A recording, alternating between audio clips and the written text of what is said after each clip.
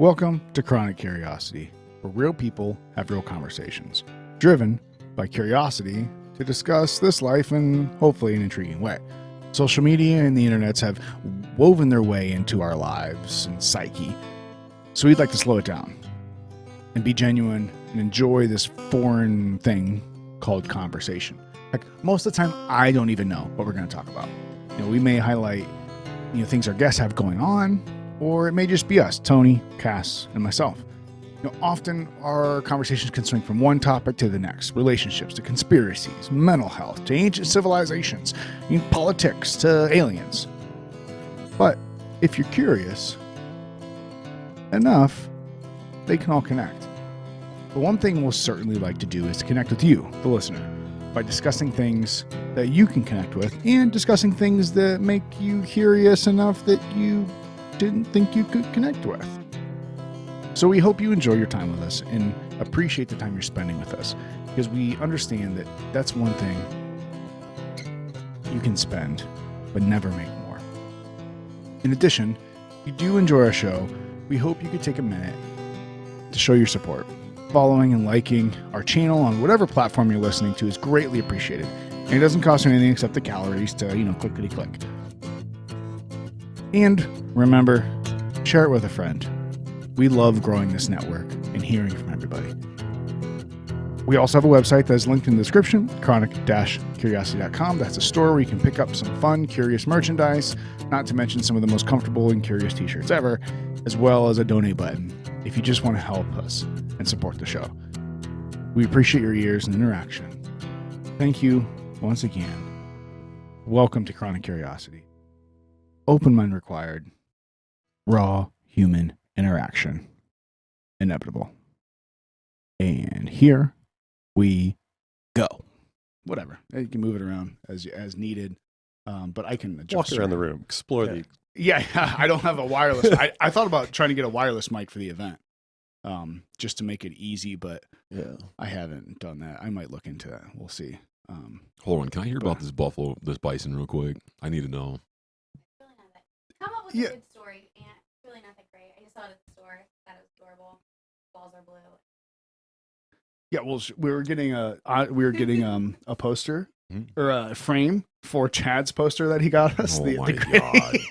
There's so much I can't. It's ridiculous. The Great Awakening. Yeah, it's fun if nothing else. The Great WTF is more like it is, but it's So as she was going to the store to get the frame to frame that, she sent me a picture of the bison. Obviously, there's a history with the family, the bison's buffalo, this thing, and I was like, oh, you have to buy that.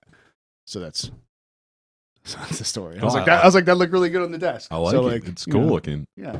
So there's a bison. But we have Andrew Poulton and Andrew Durniat, the Andrews, as it were, with us today. Particularly because you guys are doing an event that's coming up soon, but also with a lot of different things. Like I said before, like this can just kind of wherever we can talk about the Great Awakening. No, please, let's not. I'm out if we talk about that. We'll get there later. Yeah, we'll get later. Okay, cool. We can go some places. Yeah, okay, that's cool. But I would like to talk about, at least for the event, people, if they don't listen to the whole thing, I at least want to get the event that you're putting on out there. Obviously, this will be put up on different places, whatever. But doing an event October 2nd, right? October 2nd. At Durniat Strength Gym. Yes. In Worcester. And that's Ohio, not Massachusetts. Oh, right. Sorry. Is there Worcester? Worcester. Yeah. There is Worcester, Mass. Welcome to Worcester. It's spelled 25. Yeah. I always think of like Worcestershire. Is that how you say it? I just think of Toll Booth Willie.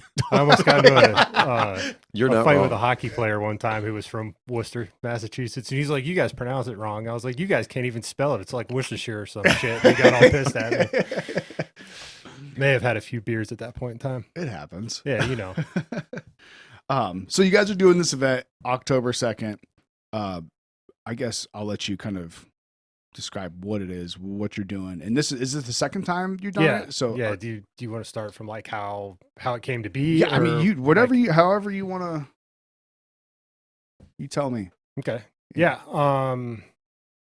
So over like the past few years, I've just kind of life's been changing a bit. I've been getting into like doing a lot of different hard things and changing. I went to Summer Strong with him on 2019, and like it's kind of hard to explain like what you feel there and what you see. And I met some amazing people, heard some really amazing speeches, and I kind of left there with this like fire lit under my ass, and I didn't know where it was going or what I was doing. So You said Summer Strong? Yeah, so Summer what- Strong, what's yeah, Summer down Strong? At, it's an event that Sornex puts on. He could probably explain Summer Strong a Yeah, little bit Sornex. better. Yeah, He's Sornex been Summer there. Strong. Well, started 14 years ago now. Sornex Exercise Equipment, and Richard Sorn is the founder of Sornex Exercise Equipment, and his son Bert.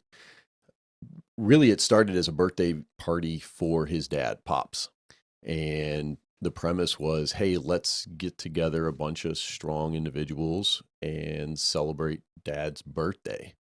His first Summer Strong, I want to say, was his 60th birthday party. Was how it originated.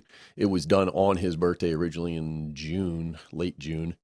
And I remember Bert called me up and he's like, hey, this is what we're doing for Pops. You know, I had met them through doing National Strength Conditioning Association summer clinics and conferences and stuff.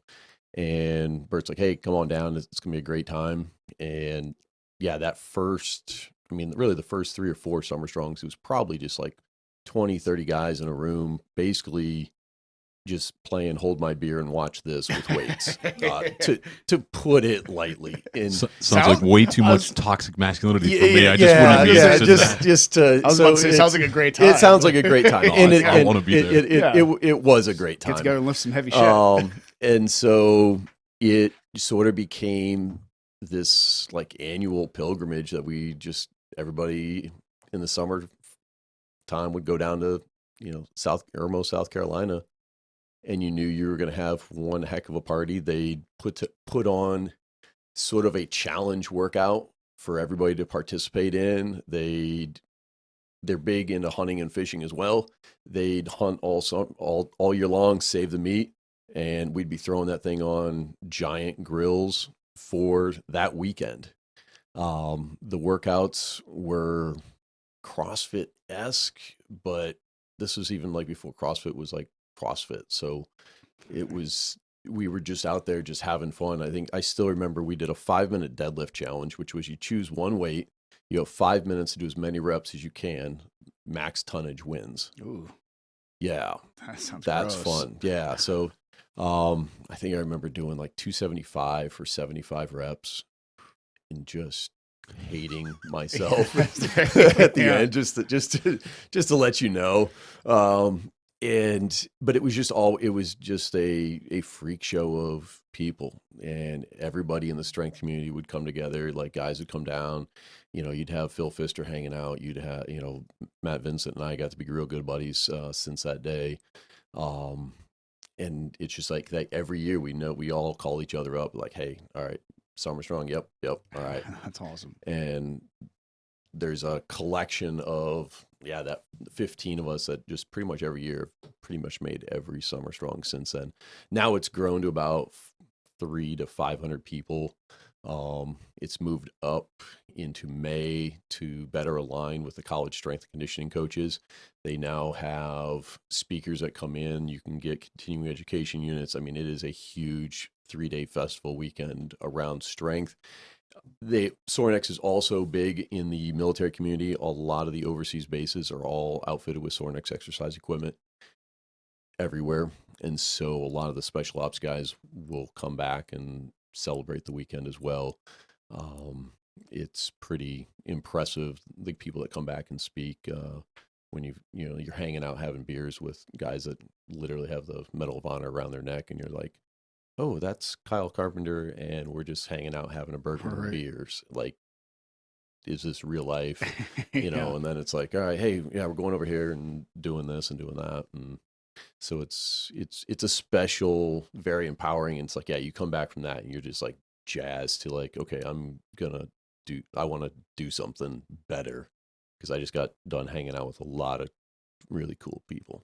Right. That's awesome. I remember like watching this guy's speech, and, you know, there was like a lot of his growing up and my growing up, there was a lot of relations there. So I go over and talk to this guy and like probably had like a 5-10 minute conversation with him. Super cool dude. And then I'm watching this movie with Denzel Washington. I'm trying to figure out the name of the movie. He basically just goes around and kills everybody that messes with his town, like kind of along the lines of Boondocks in a way. Well, and I see this guy that he kills, and I'm like, I know that guy. And my wife's like, "What are you talking about?" And I'm like, I met that guy. I had a conversation with that guy. It was Tate Fletcher. Yeah, I wondered And if I'm that's what like- you're gonna say. I was The dude like, that has the beard. I was like, and he's like, I had no idea who he was, Yeah. and like, just super nice guy, like, you know, eager to like have a conversation with Yeah. anybody. And I was like, that's amazing. You know, that's like kind of like the type of people you meet down there. that but I- makes so much more sense. You're like, I went to this thing and it kind of lit a fire in my ass, and then I'm like, oh, if you didn't have a fire lit under your ass, like you must not have had a pulse. Yeah, Yeah. like one of the speakers, you know, we've all watched the movie Lone Survivor. Yeah. And you go down there and you meet the guy that was the actual Navy SEAL general that was in charge of that day, and you get his take on it. And you go, yeah, this isn't a movie. This isn't like, he's got emotions. He's got physical connection to all of these guys. And then, you know, Hollywoods it up, and he's got respect for that. But he's just like, you know, here's my take, and here's the things that I have to deal with on a daily basis. And you're just like, shit. Yeah. Okay, yeah. And My even- problems aren't problems. yeah. And even hearing like the conversations with was Chris, was that Chris Kyle? No, that was no Marcus Luttrell. Luttrell. Yeah. Marcus Luttrell, Yeah. sorry. I've heard him kind of talk about that, like just naturally, and it's like, oh, like the movie, like you watch and you're like, wow, that's It's intense. intense. But then you hear, you know, Marcus Luttrell actually talk about it, and you realize like that was the person. I'm gonna kill this thing. There's a gnat flying around. But you hear him talking about that, and it's like, wow, like Yeah, when you get that first person account, it's way different when you're like sitting here watching them and you got that interaction personally, and you're just like, okay, yeah, no, you guys all walk a little differently for a reason. right. And it's, you know, empowering to see that, experience that, and then come home and be like, and that's what he did. You know, Andy came home and he's like, all right, you know, I've had 39 birthdays about me. It's time to do something else. And Yeah, so he came up with the idea of the 40 for 40. When I originally just started with the workout, I was like, hey, Durniat, I'm turning 40. Let's do this workout that's 40 reps or 40 sets at 40 reps each. And he's not one to deny anything stupid related to that. So he was like, okay, let's do it. Yeah. So then, like, I've been kind of trying to find a way to maybe serve, you know, help people that served us. Yeah. And I was actually listening to like the Cleared Hot podcast, and he did like a little spiel for the C4 Foundation. So I signed up and I was like donating, and then I was like, it all just started clicking. I'm like, wait, no, we need to do something more. We need to like, let's put a workout together. Let's get some t-shirts done. Let's get people to come together and donate. Let's make it about other people. And that was kind of how it all started. Yeah, well, that was, I mean, I remember, I don't remember what I had going on that day last year. Maybe I just made something up because I didn't want to work hard. I remember, I remember telling you about the workout, and you Yeah, seemed I a mean, little scared. Yeah, so I mean, So- We came home from vacation the day before, so we got home pretty late that evening because okay, that makes more sense because And now then- I was probably like, well, I got too much other stuff I got to wrap up. Plus, I don't like doing hard stuff like that a lot of times. But I have like, you know, since in the last year, you know, we've talked about a handful of times. I've been rucking with you guys. Yeah. And I've known you strangely from the past a long time ago, and we've kind of reconnected. But I've done like a CrossFit competition before, and it was miserable. I was not conditioned for it, like never done it before. And I was at like 235, like more like a power lifter, bodybuilder type build. And like, I start like 7 weeks out. I was like, yeah, sure, I'll do an RX CrossFit competition. Terrible idea. Well, like the way we designed this one though is you can make it as easy or as hard as you want it to be. If you want to throttle yourself and really get a lot out of it, you can do that. If it's not like your wheelhouse, we can tailor it to anybody. And that's how we designed the workouts for these. Right. So that's why I remember her coming back home from doing it. And it was like, oh, like it just seemed like you talked about just, it's an event. It's it might be built around a workout, but it's like you said, like it seemed like it was something just to bring people together, for a cause, and to be able to promote that cause and just to promote just the general community and everything else. And that's why when we were talking about when we were rucking it was whatnot, it's like, hey, like if there's anything I can do to help, besides doing the workout. It's a community first workout. And that was one of the things that even last year was a struggle for us to get across. We were posting a lot of our workouts, and then we come up with this day and we say, hey, there's going to be a workout. And we just had a lot of people just flat out say, no thanks. We see what you guys do. Right. Y'all nuts. We're going to stay over here, but thanks, but no thanks. And that was, I still remember like getting up in front of everybody that we convinced to actually show up that day. And the first thing out of my mouth was, all right, number one, nobody gets hurt. Number two, everybody leaves with a smile on your face. And number three, we're doing this for fun. You don't have to do any of this. And literally the temperature of the room just went, oh, okay, like we can do this. And it was like, yeah, we're doing this together. It's built on teamwork where you had to be in a team. You couldn't just be an individual out there doing it. You had to work with your partners. That partner could be one partner. It could have been, I think there was groups up to like 4 or 5.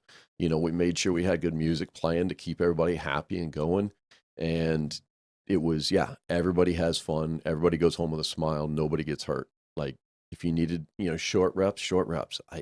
We're here for a bigger purpose than just a workout. Right. Absolutely. Yeah. And that's what I think, we've had Dustin Parsons on the podcast as well. Yeah. We go rucking with and different things. And it's like, and that's the same thing. Like we've gone rucking with, our daughter and their kids. Like it's something that can be scaled.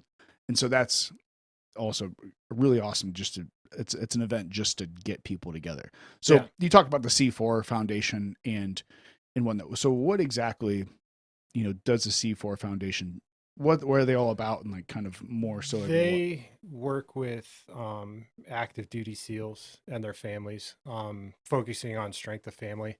They have a very high divorce rate, and they'll even take these guys like pre-deployment and work with them and their families, and they give them a place to go to kind of, be a family, get ready for this to happen, and then when they come home, it's also a place for them to go and decompress and kind of get reacclimated to civilian and family life. And it's helping a lot of people, and they do some really, really amazing things.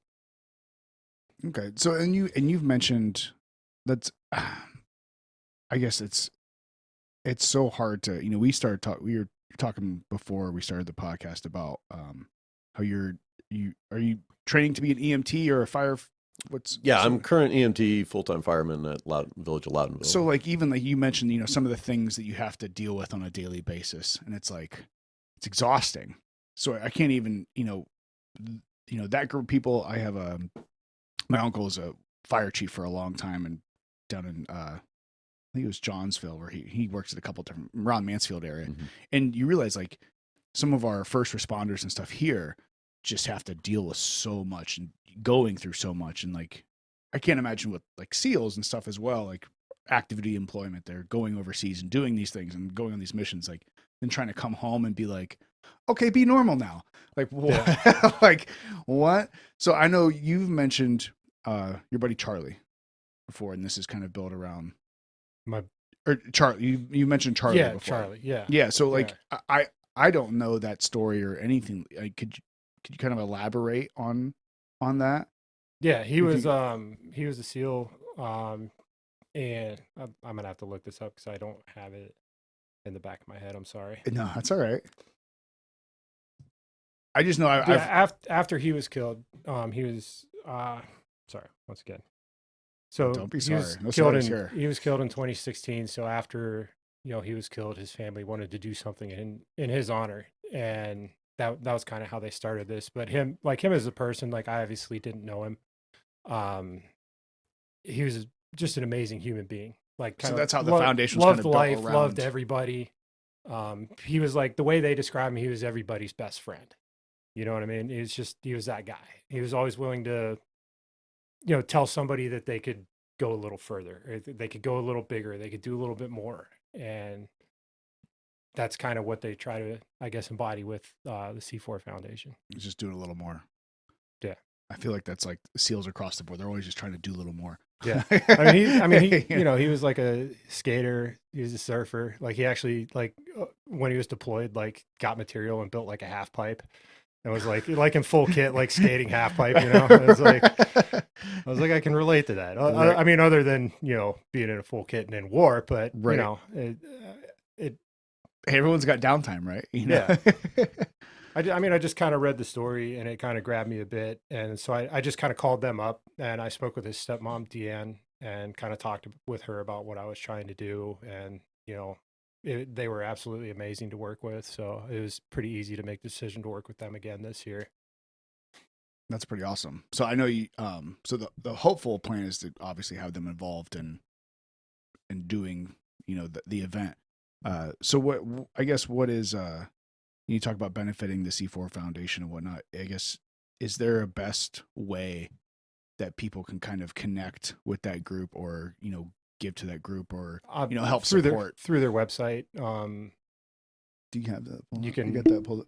If you go to So if you're on, if you're watching this on YouTube, there's Charlie. a lift heavy, give heavy at the bottom of Charlie's story tab. So if you're watching it on YouTube, you can see it right now. But they do have a $4 monthly donation. The donation directly impacts active duty SEALs. So that picture is also Charlie.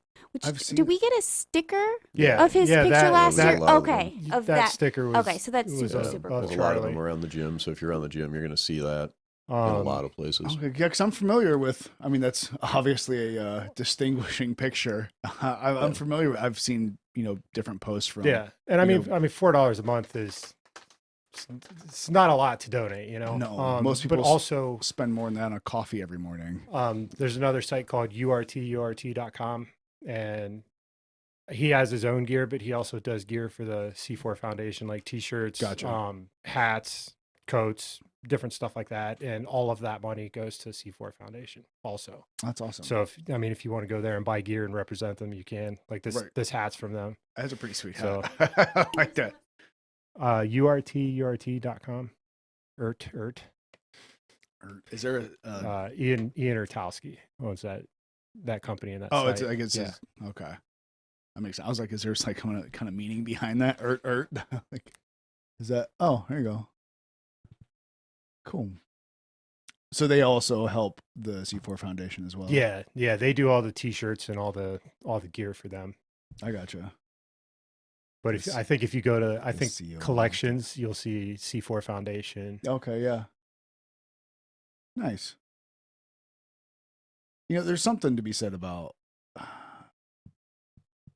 I guess maybe especially nowadays, like these just groups of people just trying to just help each other out, like just trying to do something good. Like there's so much negativity and just bullshit flowing around. It's like, let's just do something good. Let's like get together, hang out, do something semi-hard, or at least try to make it hard. And I've heard people talk about and it's so true, where like if you just try to do something hard once a day, like the impact that it has on your life is just beyond description. Like just because you can realize, oh, I did this hard thing today, and like just pulling people together to do that.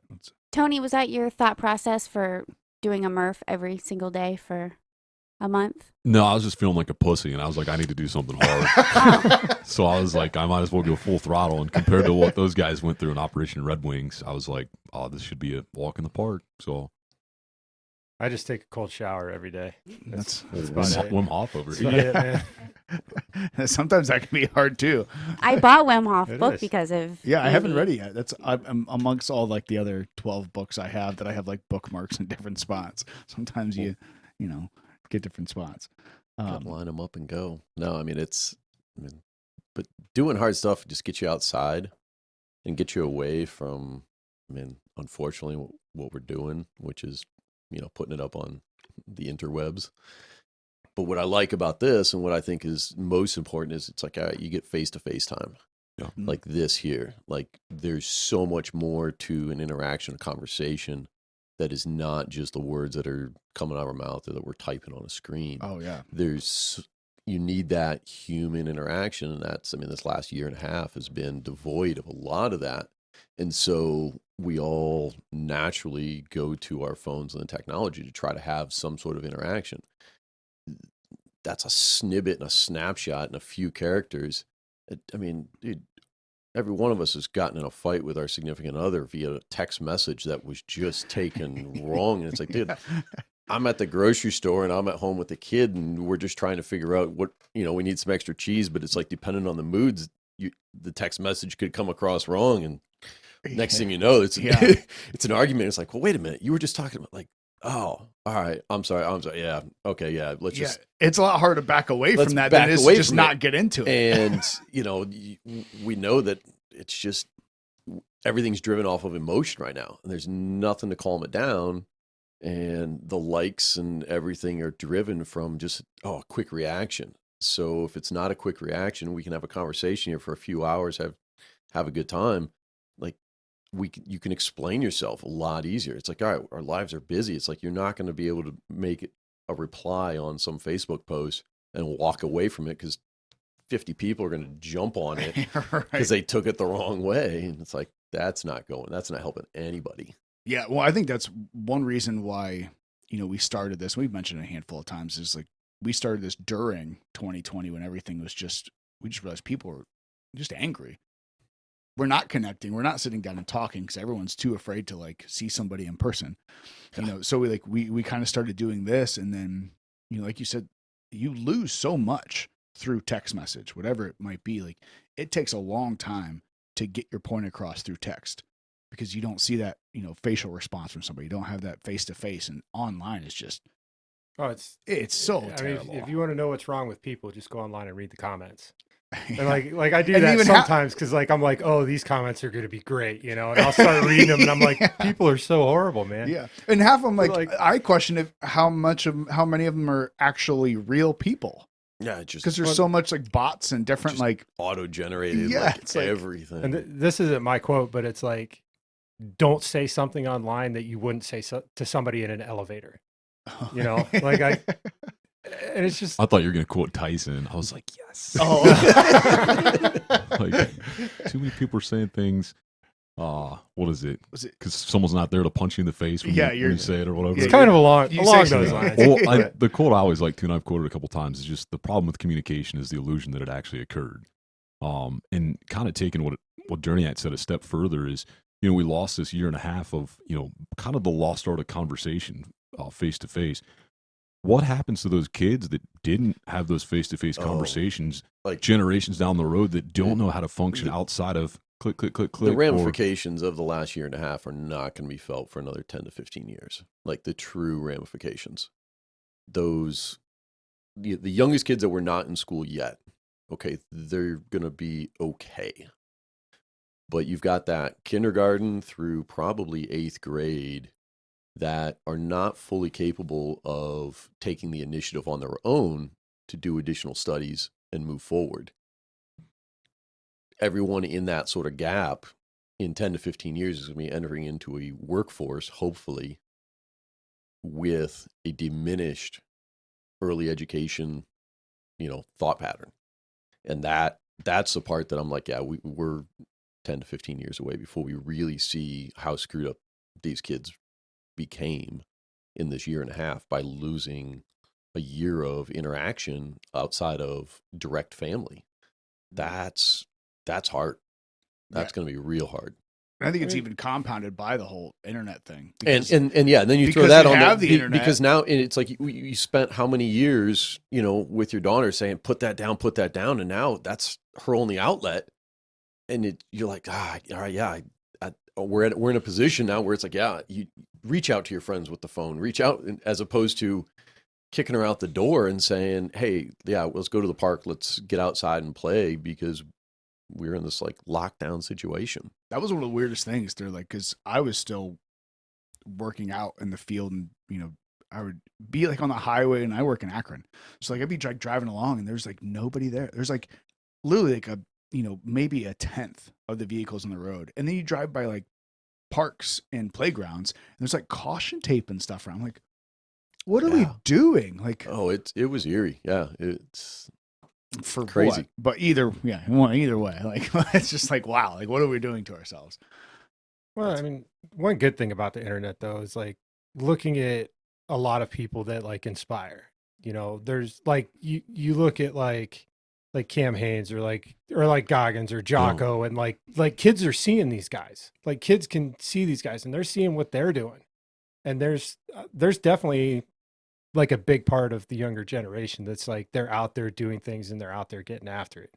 But unfortunately, we don't see that as much, it seems. Well, I mean, what's exercise and stuff like that? When we've gone full circle on that. Yeah. Wait, you're telling me exercise and eating healthy is good for you? Yeah, Is that what you're saying? Well, I'm maybe not to Goggins level because I feel like that's probably not the healthiest thing for him.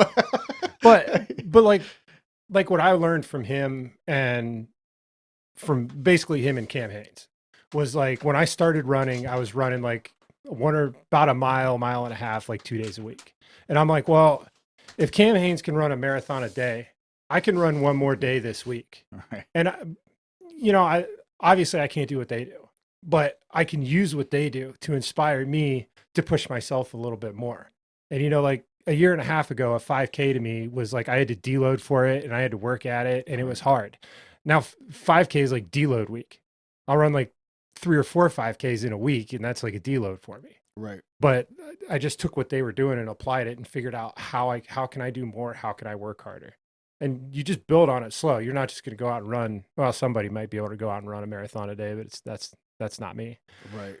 And I think we've talked about it a bunch of times too, where whether it be to the extreme of Cameron Haynes or some of these people that like, or Jocko that gets up 4:30 every morning and does all the abuse and or someone like you running a 5K every day, and that's a deal. Like, and for me, like it's funny. I literally just recently, like, I hate cardio. Always hated cardio. I know they say your heart's good for you and all that stuff. Like, I guess, but like I've started trying to do more since like I'm mid 30s now. It's like, okay, maybe they're right. Maybe my heart is kind of important, and my lung capacity and all those things. So like, because it's funny. I used to be a swimmer when I was real young, and then I started playing football. And then it was like, oh, I can lift weights and be big, and I don't have to run anymore. But that's not necessarily healthy. But we talk about like, I go in and I warm up like on the stair stepper because it was like I started doing that when I started rucking because it was like, man, like I gotta get these like hills and I gotta get these legs like used to that constant cardio. So I started doing that, but it was like, you know what? I only do a 5-minute warm up. I can do 10. I can do 15. Like I can go a little bit harder. And even trickling down to, we've had conversations before where, people with like weight loss, like, you know what? You eat 3 donuts for breakfast and a 2 liter of Mountain Dew. Well, let's just back it down to 1 liter of Mountain Dew and like 1 donut. Let's start there. Like, don't just go cold turkey. Don't just like, I'm going vegan right out of the gate, or I'm, doing like, start small and then realize, oh, I can do this. That probably means I can do more. And I think it's important. Like, ooh, that was loud. I don't know what that was, but yeah. It's a progression, and it's also the company you keep. Like, your definition of normal is based on those around you. If you hang out with a bunch of people that deadlift 500-600 pounds, that's your definition of normal. If you hang out with a bunch of people that run 100-mile races, like, yeah, you start feeling like a slacker. Like, I've only done a 50-miler. Like, I got to step it up. That. Like, but that's step it up, Poulton. Yeah, I mean, yeah. Well, I mean, 100's the new, or 200's the new 100. Yeah, so it's like but that's I can't win for where losing. it goes. Yeah. It's just look at show me your friends and I'll show you your future. That was true when we were 5 years old and mom and dad were yelling at you, and it's the same thing now in this day and age. And it's like we all get pigeonholed into our little rabbit holes of information. And it's fun to step out of that and go, okay, like you said, all of a sudden all your buddies start rucking. Guess what you're doing now? You're doing some cardio. And you're going, man, if I want to hang out with my friends, I got to learn how to climb some hills with a 40-pound pack on my back. Yeah. because that's what my buddies are doing. Yeah, we're all going to go and grab a few beers afterwards and have fun. But shit, all right, well, here we go. And now you're doing some cardio. And that's just kind of how it is. And it ebbs and flows, and it's exciting. It's, a hard ruck is challenging. It's not easy, and it's similar but different to a 500-600 pound deadlift. You got to figure it out, and you got to build up to it and get the tendons and ligaments to cooperate, and then you got to get your mind right, or just turn your mind off and go. Yeah. Yeah, it can be hard. I think it all circles back to that, like doing something hard.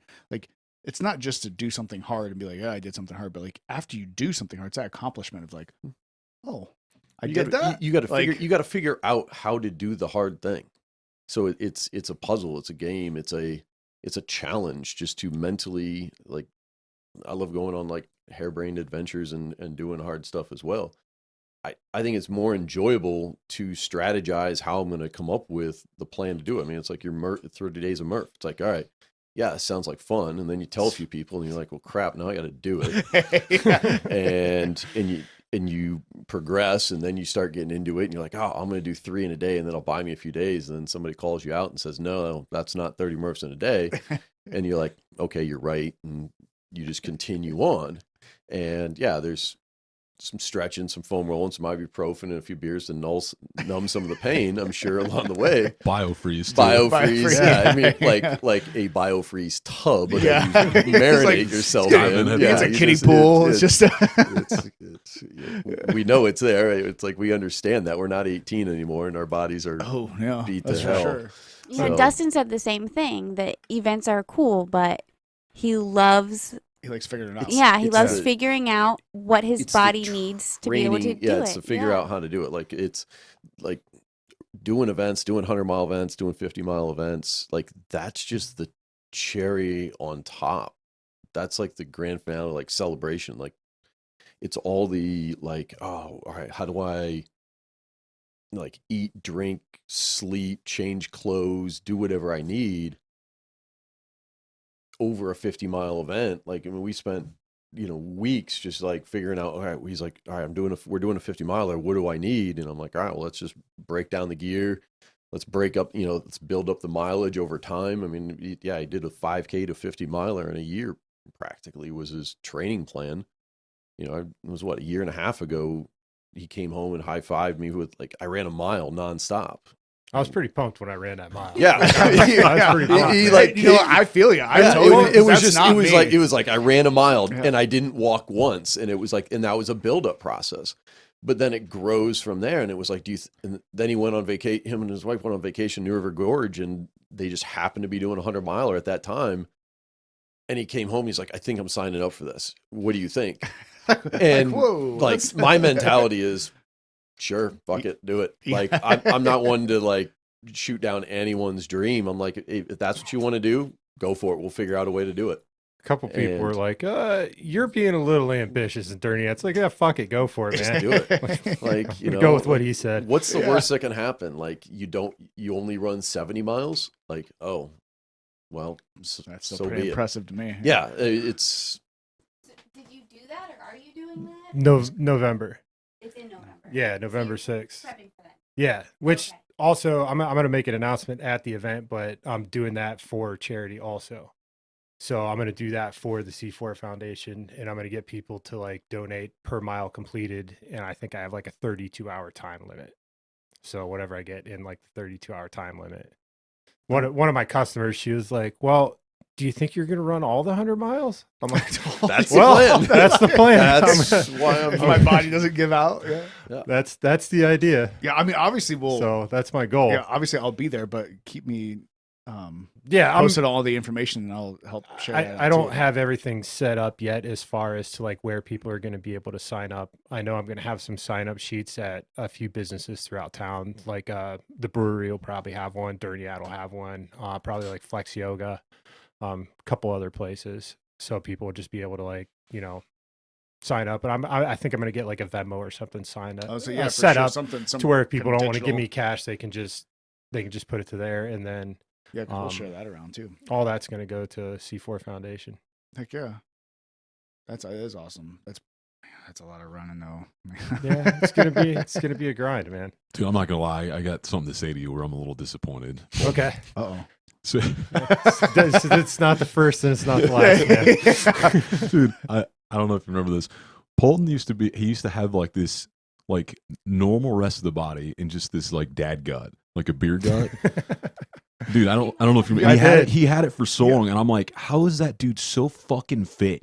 And he still has it. It's gone now. Yeah. But I was slightly disappointed to see That's you gone? be that high functioning and still have that beer gut. Yeah. So deceptive. I loved it. Sorry, man. I know. I hate to disappoint, man. Well, I mean, if you look at like some of my Instagram pictures, even from like the Moog Mile, like you can see like me carrying the sandbag, and you just see this little gut hanging there, and I'm like, but that was the weird thing. Like I never focused on weight loss. It wasn't a goal of mine. It's just like a byproduct of what we're doing. But there were times where I was like, man, I'm running a lot. I'm running 3 days a week. I'm training 4 days a week. I haven't lost a fucking pound. You know, I was still like hovering around that like 250 range. Yeah. And then once I really started putting the miles on, that's when, you know, I drop out down to about 220. I think that was just because it was just you didn't do anything for so long. Your body was like just fighting the change. Holding on to the calories. Yeah. I think, I mean, there's a lot to be said for that. You spend 35 years in one state of mind, and then the last 5 years you start to change that.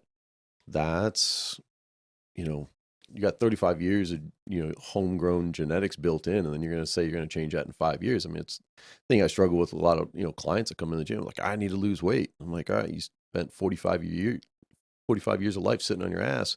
You want me to change it in 2 weeks before you go on vacation? Yes. I'm sorry. Like, That's not gonna cut it. That's not gonna cut it. Like, you know, your faith's a lot bigger than mine. I'm sorry, but that's just not it. And so it takes time, and fitness is still that one thing that's left running around right now that is not instant. There is nothing. There's not a supplement out there. There's not a workout program.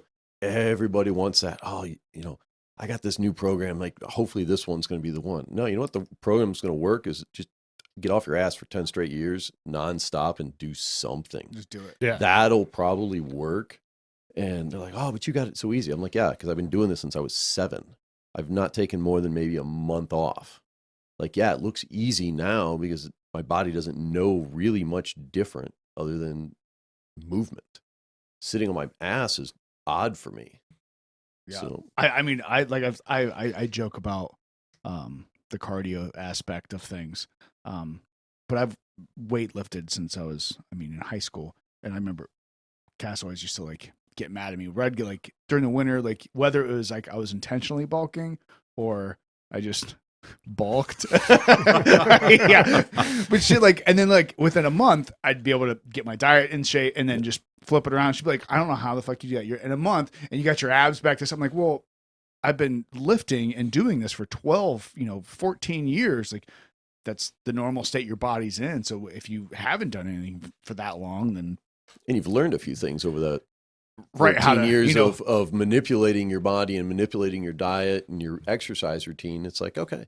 And you were in your 20s. Yeah, things start changing after 30. Also key. Yeah. I thought I was going to do this forever when I was 30. At 35, I started going, And then at 40, it was like, I love me some yoga, some stretching, the foam roller. Like, I can go hard like once a week now at best. The rest of the time, it's like, I just need to exercise and move and feel good and go from there. Because, it just hurts sometimes. That's for sure. I know, like, it was probably like 30. 30 wasn't hard for me. I remember people like, once you hit 30, then this, that, whatever. And I was like, 30 is okay. Then I was like, 33. I was like, things are starting to change a little bit. I can see this. 35 was the one that I really started to go, maybe I want to change a few things up here. And brother did an Ironman, and I saw that, and I was like, that's freaking cool. And so he got across the finish line. He's like, hey, all right, next one I'm doing with you. I'm like, oh shit. Big boy needs to start moving and running a little bit. Yeah. Well, it's like, I lifted heavy weights for a long time, and then like I started getting the frequency of like injuries and like just nothing serious, but little injuries that would keep me out of the gym for like 2 weeks to 4 weeks. And it was like, all right, what am I doing? Like, I can't lift at 33 like I did when I was 23. Like, I can't do this to my body, because eventually, like, I want to be able to use all my body parts as I get older. Yeah. And now it's just like, man, like sometimes there's something about, sometimes you just gotta get up and move. As long as you just consistently move and do something, there's something about that. But Yeah, I mean, I definitely learned that lesson the hard way, which I also learned at Summer Strong, because I had plans on like getting somewhere over 425 on a deadlift, which isn't a huge weight, but for me it would have definitely been a big PR.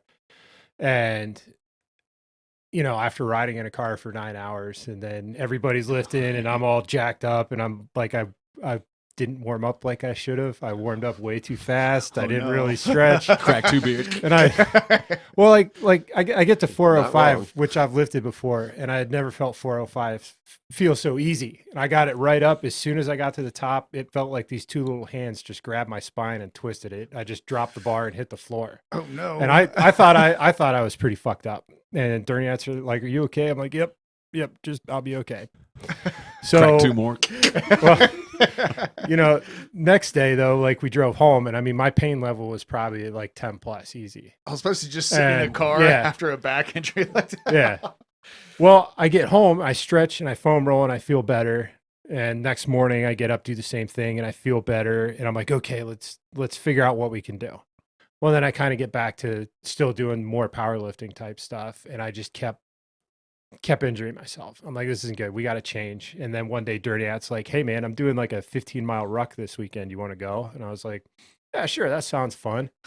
And I remember That was your first one? Yeah. Oh, yeah. And there's like, we didn't go 15 miles. Yeah, we But did 11, but it was still. We get to a point. It He's was summertime. It was warm. We naturally went to a nice flat area of Mohican, and got a few hills in there. There was one point where he's like, yeah, we're at about 6 miles. And in my head, I was like, oh, fuck. This is Welcome really to going to every suck. time I've rucked with you and my brother. But I mean, it turned into a full-on death march, and it was so freaking hard. But like, I got done, and I was like, I want more of that. Like, and that's when, he kind of introduced me to Go Ruck, and we like, got me signed up for an event, started training, and like everything started to change after that. Because you guys have done a handful of the events. Yeah, that we did that because you did a couple of lights. Yeah, we and did. Then we did the 9/11 light was the first one. Yeah, we did that together, and then the ultimate the goal was to do the Moog Mile. We did the tough and the light combined. The tough starts Friday night at 9 p.m. I think finished at like 9 a.m. and then you got like 4 hours break, and then came back and did a 6-hour event later that day. So it was like 18 hours of movement, all under It's weight. just movement. It's just Yeah. 18 hours of movement. That's all it is. So these are the two. If you listen to Dustin's Ruck podcast, I don't know what number that was, but these were the two that he was motherfucking because he was Cut the done log. and he just wanted to just That's a long skate list through. That's a long list of people. I mean, get in line. And you please. just happened to be his height, and Durniat calls him out Yeah. to get it. Was it a log? Is that what it was? No, or was we- it No, a it was like a sandbag? bag. I think it was like a Remember real- we had those A 3 bag. sandbags Oh, that were yeah. tethered together? And Yeah. he We was made right. Dustin come up Yeah, with he that. was motherfucking you hard. Yeah, it happens. There were a lot of people, I'm sure, Well, after that- that event that I let loose on. There was some other individuals there. Well, that was the Battle of the Bulge event that Dustin was at. The okay. guy you yeah, that was the the Moog guy Mile you told to that move I his feet was the Moog Mile. laced into him a little bit. He was quiet after that. It was amazing. Dustin said you didn't yell at him. It was like he was like, man, he's like, I felt like I really pulled my weight, and it was like we were getting close to the end, and then like they decided to tie these 3 sandbags together, and Poulton and Durniat like took 2 of them. Were like, hey, we need someone our height, and they're like, where's Parsons? And he was like, fuck. Yeah, that'll happen. But yeah, when you're doing the team events, matching up by height is by far, if you're ever doing a Go Ruck event,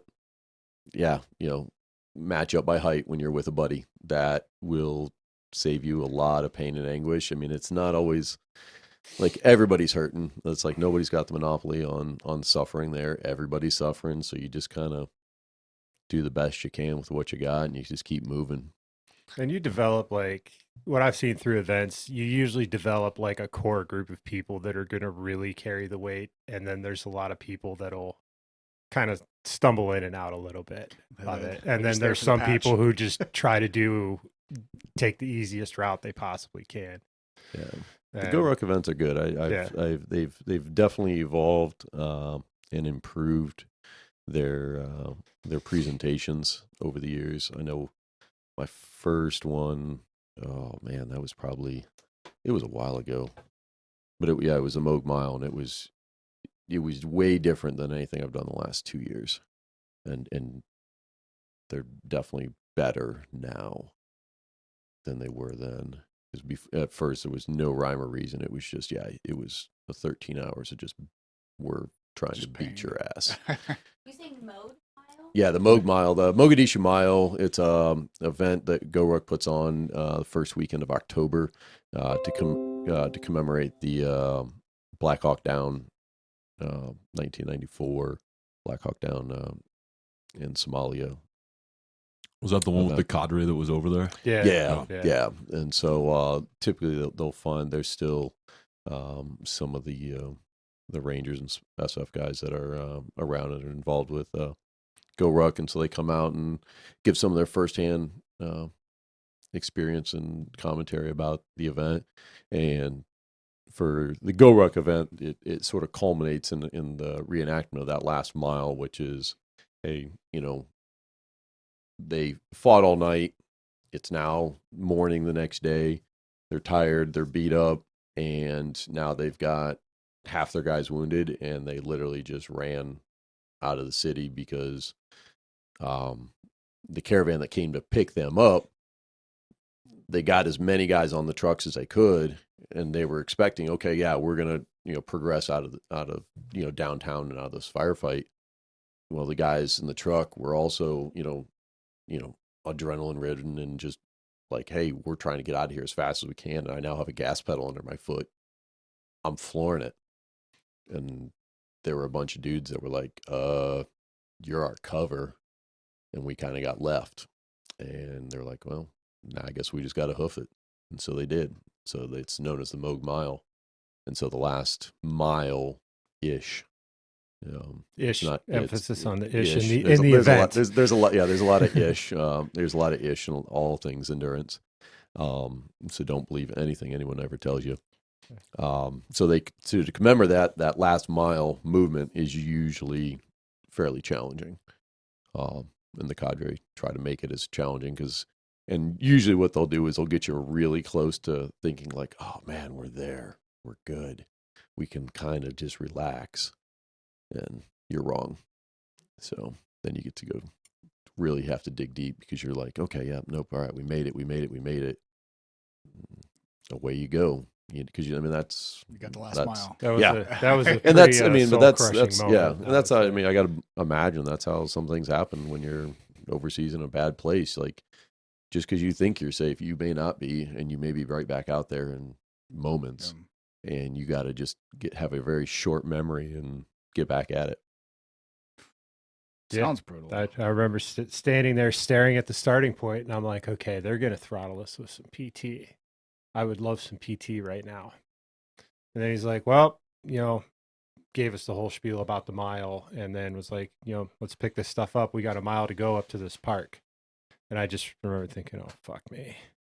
This is going to suck. Durniat picks up like a 80-pound sandbag, and I go with him because we were just going to trade it back and forth.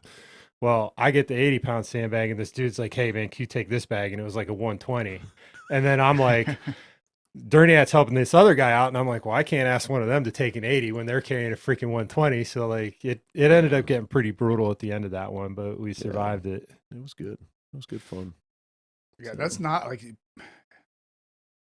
it sounds the 80 pounds like 120. Oh, for like a mile. Oh, that's not that bad. You're just like walking and carrying this bag. And I've never done an event. Dusty tried to get me to do a couple at this point. I'm like, like, You will.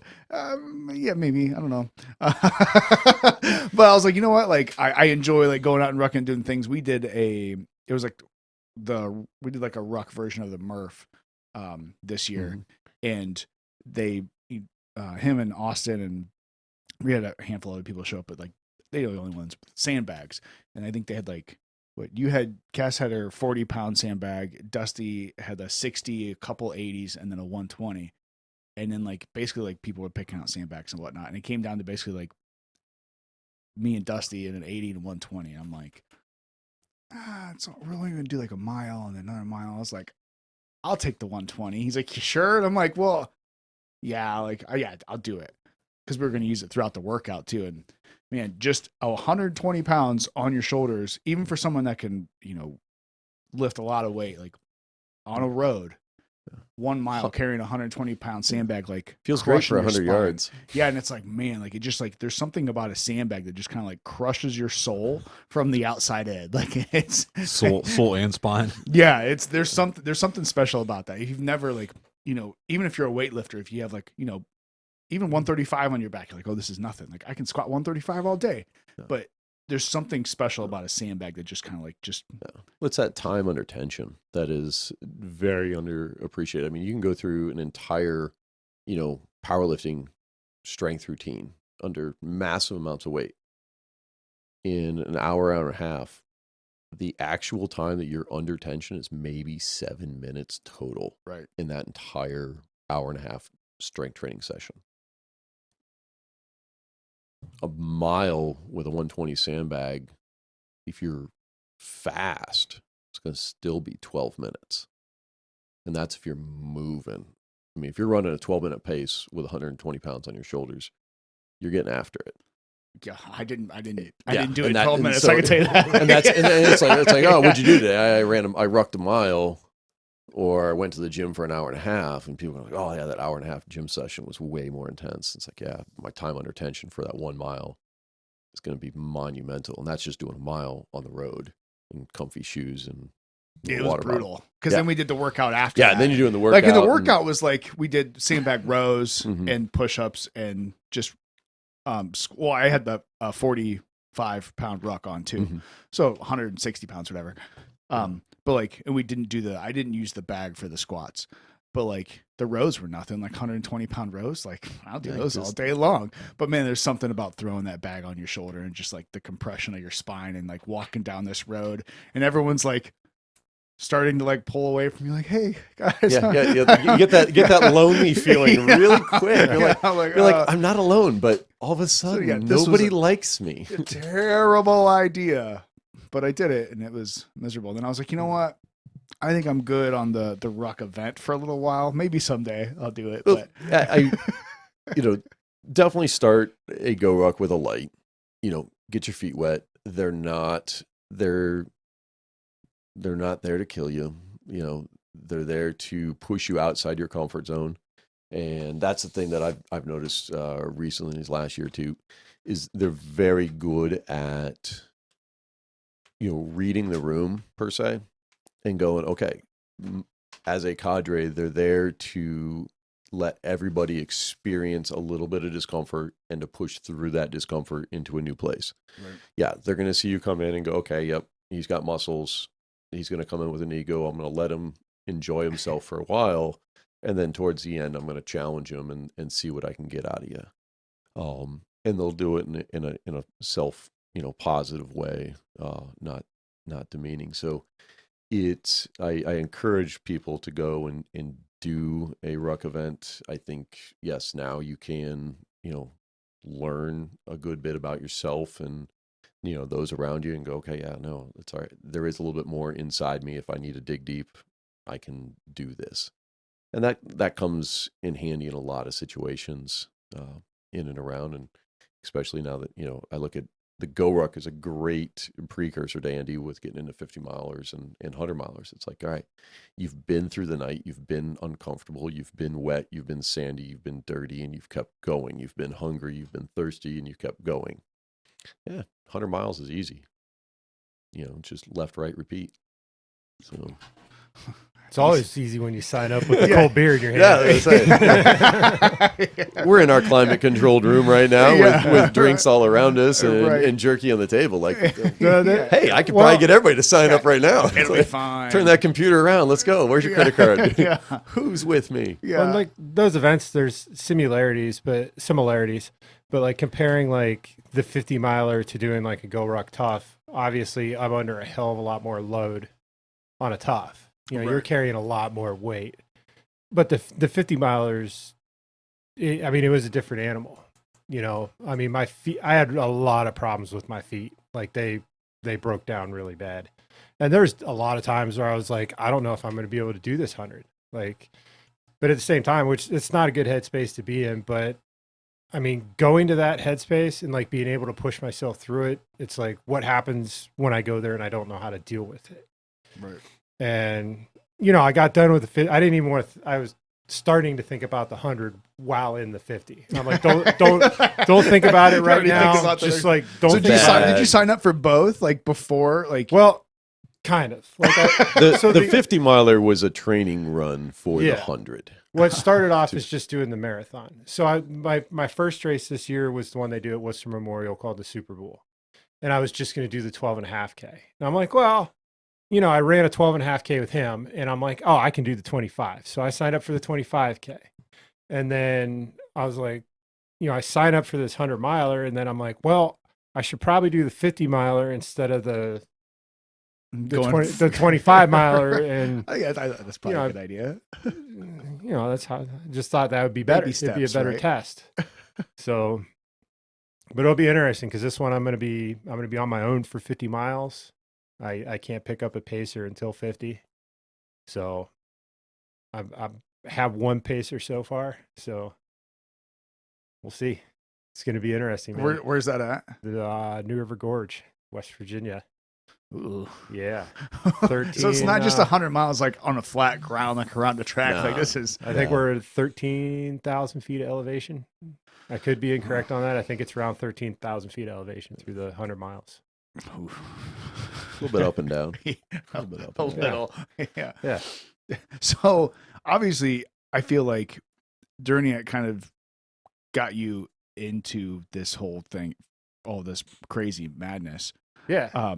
Blame me. Yeah, well, so we'll blame it's all his him. fault. But who can we blame for your madness? Like how did you get started in all this? Yeah, I mean, that could go back a good ways. Because you've been so just a small recap. So you own the gym in Worcester for, I mean, it's been quite a while. I've had the gym now. Let's see here. I started 2005. So 16 years.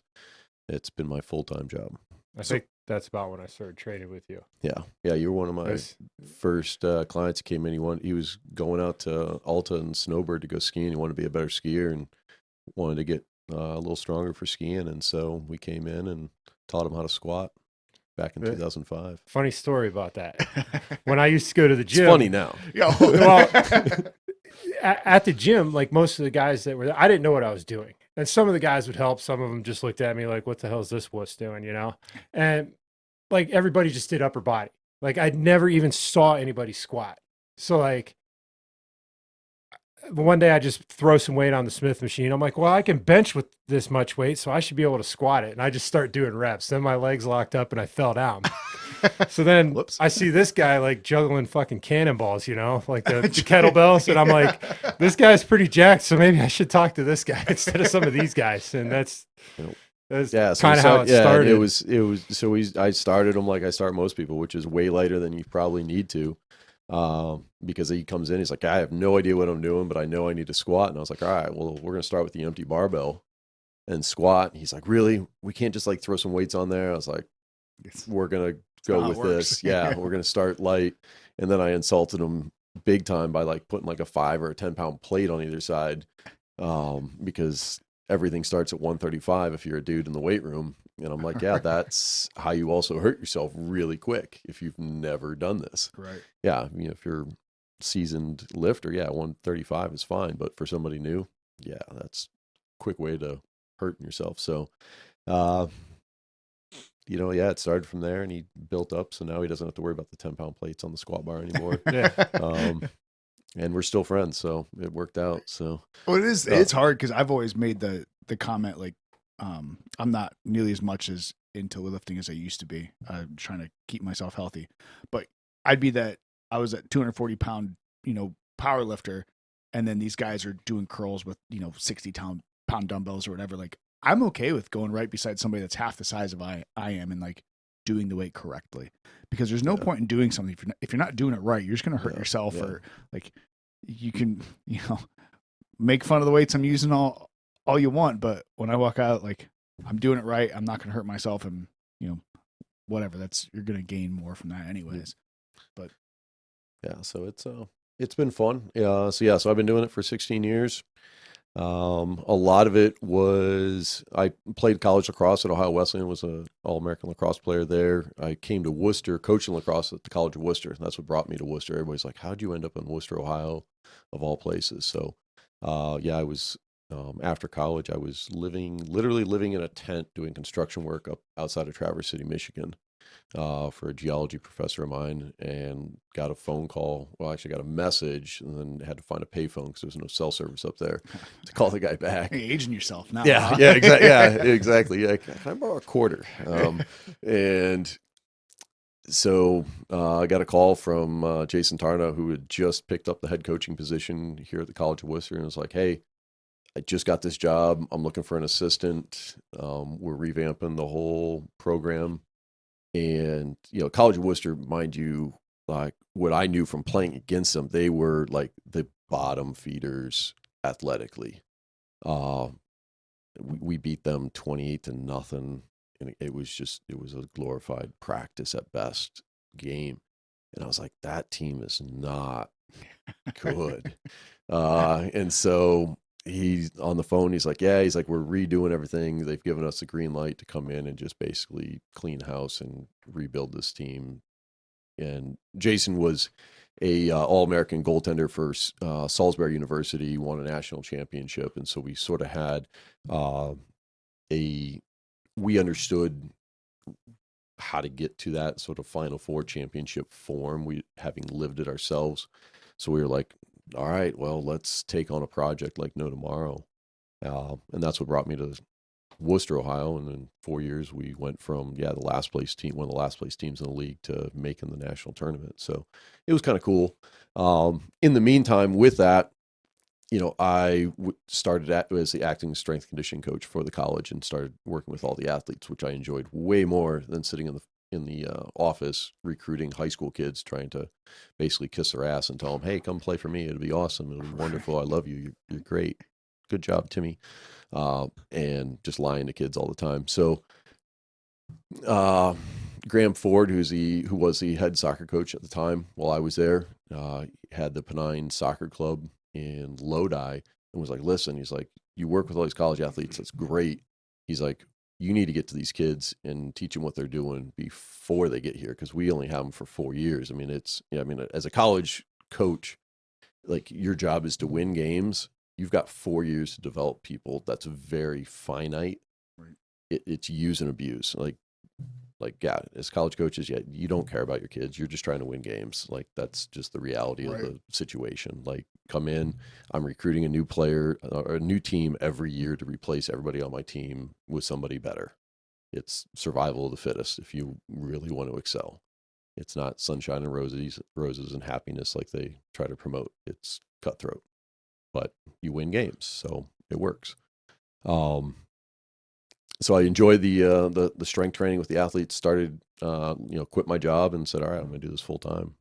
And I've been personal training ever since. With that, trying to make a name for myself, it was like, all right, how do I make a name in strength conditioning without, who am I? I was a lacrosse guy for all these years. People know me as a lacrosse guy. Now I'm a strength guy.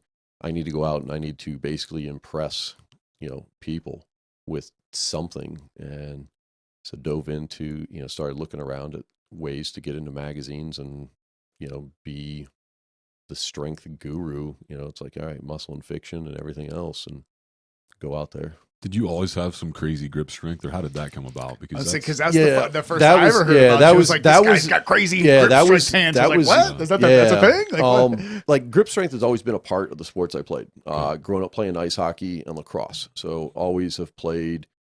So a wrist roller was key to just normal. Hey, you're going to the weight room. All right, yeah, do this. All right, make sure you get your wrist rollers in and build up that wrist strength for those specific sports. But then when I got into the personal training and I started looking at, started following some of the old time strength athletes, and grip was a huge part of that. And then started looking at individuals that were influential at the time in like actual true strength training and like sports and physical culture. And it was like, all right, there's a lot to do with this hand strength stuff. So I started like hammering like my grip, and then started seeing, okay, there's like these Thomas Inch dumbbells I've heard about that are out there. There's these other like grip feats that basically, if you can lift this, like your ass is going to be in some magazines and newspapers for picking this stuff up. So started just collecting grip toys, and that was kind of like my secret like project of, okay, if I ever get the opportunity to be in a room with like, there was like 5 or 6 individuals around the country that I knew of, that I was like, all right, if I can get in front of these guys at one of these conferences and I can just do this, I'm going to be in a magazine, and then I can like go from there. And so I basically just tried to set myself up. And looking back on it now, I'm like, dude, it's like saying, all right, yeah, I'm going to go play football in the NFL based on my athletic ability. I'm like, that is a dumbass, like freaking like business plan of, yeah, I'm just gonna be better than the rest of the world at something and go from there. But so I just kind of like held it in the background of training. And then I knew like Richard Soren was one of those guys that was at a conference. And so I trained myself up to basically, okay, I should be able to do this if I get to see him. And went to, it was the National Strength and Conditioning Conference was in Atlanta that year. And so I went down there, and they had a booth there. I was like, oh, sweet. And then they had the Thomas Inch dumbbell off to the side. I'm like, oh, sweet. Look at this. I was like, I've heard about these things. I was like, can I pick it up? And they just kind of looked at me like, all right, who's this like 210-pound dude? Yeah, what is that? The Thomas Inch dumbbell, it's a 172-pound dumbbell, but the handle is the size of, a Coke can. So it's a 2 3/8 inch handle. So it's like those fat grips and stuff they have. Yeah. And it's just like globe ended. And for the longest time lifting it. Is that it? Yeah. That's a Thomas Inch the dumbbell. Unliftable inch dumbbell. The unliftable inch dumbbell. And so for the longest time, to lift it was literally to pick it up off the ground and set it on a phone book. That was considered a full lift. And there's like a conference from a bunch of old people in suits. There's got the giant guy with a dumbbell to ground. Yeah, so awesome. it's this old time strongman, feat of strength lift. Thomas Inch, and Thomas Inch was a strongman in England, and so everybody thinks, oh, Thomas Inch, it has a 1-inch handle, and it's like, no, it's just Thomas Inch is the guy's name that lifted up. That created this dumbbell that was unliftable by anybody but himself. And he used to go around to, back in the days of circuses and sideshows, and that was where a lot of the strongman stuff came from. It was all, sideshow entertainment. Doing weird stuff. Because I've seen those weird stuff. They have like the pull-up bars with like the ball, like those big like so spears you're trying to like grab onto. And even strongman at its beginning back in the 70s with the old like World's Strongest Man, it was created for entertainment purposes. It was, hey, let's bring some of the strongest athletes from different sports, because everybody always has that, like, who's going to win, though? A great white shark or a lion of the jungle? Like, if they fought each other, who's going to win? So this guy basically did the same thing with sports athletes. He's like, all right, give me a strong NFL lineman. Give me the shot putter from the Olympics. Give me the Olympic weightlifter from the Olympics. Give me the heavyweight wrestler.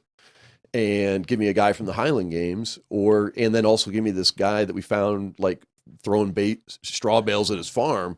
Let's put them together, put randomized like feats out in front of them, which is why they were carrying refrigerators and like just random stuff, and put it on TV and see who wins. Yep. And we'll call that the world's Right. strongest man, because we've taken the strongest guys from a lot of different in areas. So so that's how World's Strongest Man came about. But yeah, to get back to the inch dumbbell, so Richard Soren had one of 3 that was in the US at the time. They're very rare things. So it's like you couldn't train on it unless you knew one of the 3 guys. I know Richard had one.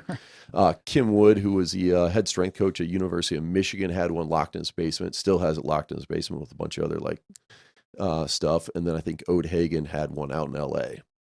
And it was like, those were the 3 in the US. And it was like all these just random replicas. So knew that Richard had one. I was like, all right, there's a conference here. I need to get to this conference for continuing education anyways. Like if I can, if I can lift this dumbbell, like this is going to be freaking awesome. And so, yeah, so I get there, I see the inch dumbbell. I'm like, hey, can I, pick that up? And they just kind of like blow me off. Like, yeah, sure. Whatever. Like get out of here. And so I go over, lift it up, drop it back down. I mean, 172 pounds dropped in the ground. It shakes the room, and you're in a conference center. So a whole place where and all of a sudden, like Richard and Bert both stop. Turn out like, what'd you just do? I'm like, that's a 10-inch dumbbell. They're like, yeah.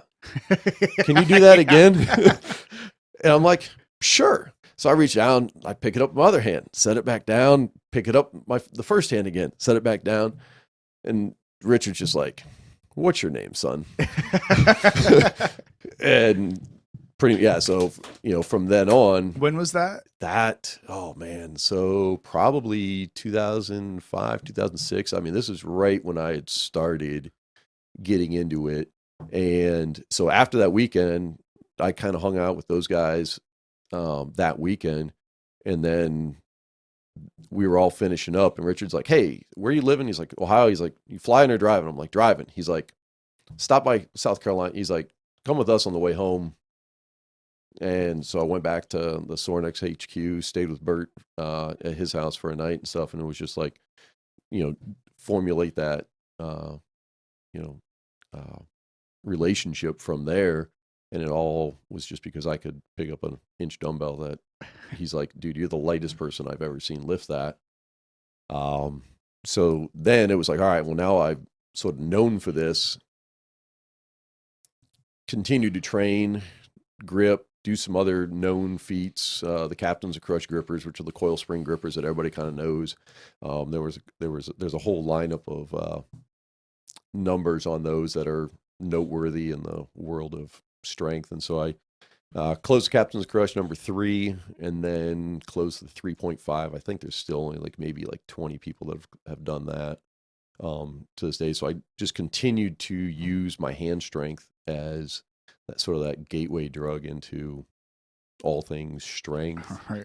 And then the Arnold came out with this Mighty Mitts thing where they were going to take 10 of the top grip guys, which were mainly World's Strongest Man competitors, and put them on stage at the Arnold and see who had the strongest grip.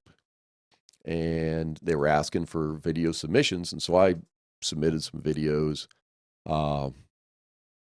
and talked to Richard Soren, who had seen me lift. And there were a few people that did not. They're like, no, we can't have this kid. Like, he's too small. He's like, this isn't this. He's going to embarrass himself. This is not we can't have this. And Richard went to bat for me and was like, no, the kid's legit. He can actually do all this stuff. And that was, next thing you know, I'm on stage standing next to Brian Shaw and some big dudes. I mean, yeah. And he is one individual that, he's a big dude. He's 6'8", 440. That's big. He gets bigger just prior to lifting. When he puts that mouthpiece in and he wrenches down his wrist wraps, it's like the Incredible Hulk. I have not, and you go in the back and it's like I'm talking to Mike Burke and a few of the other guys in the back, and I'm like, did that just, he's like, oh yeah, no, we all notice it too. They all know, standard lift, warming up, he is just mellow, just chilling. But when it actually comes time for him to get going, like it's like, yeah, no, he'll clear a freaking room with the intensity that just like freaking oozes off that dude. Wild. It was crazy. And then it's like you're on stage and it's like, dude, his shadow got bigger. I swear to God. like, oh yeah. Maybe he's an alien hybrid. Yeah, Tony. yeah. He is. I had to slip it in there. I had to. I always enjoy. Definitely a freak. So that's where I, so the hand strength led to one thing, and then, did a few other. I did a 520 pound deadlift with my left arm only. So that was pretty cool.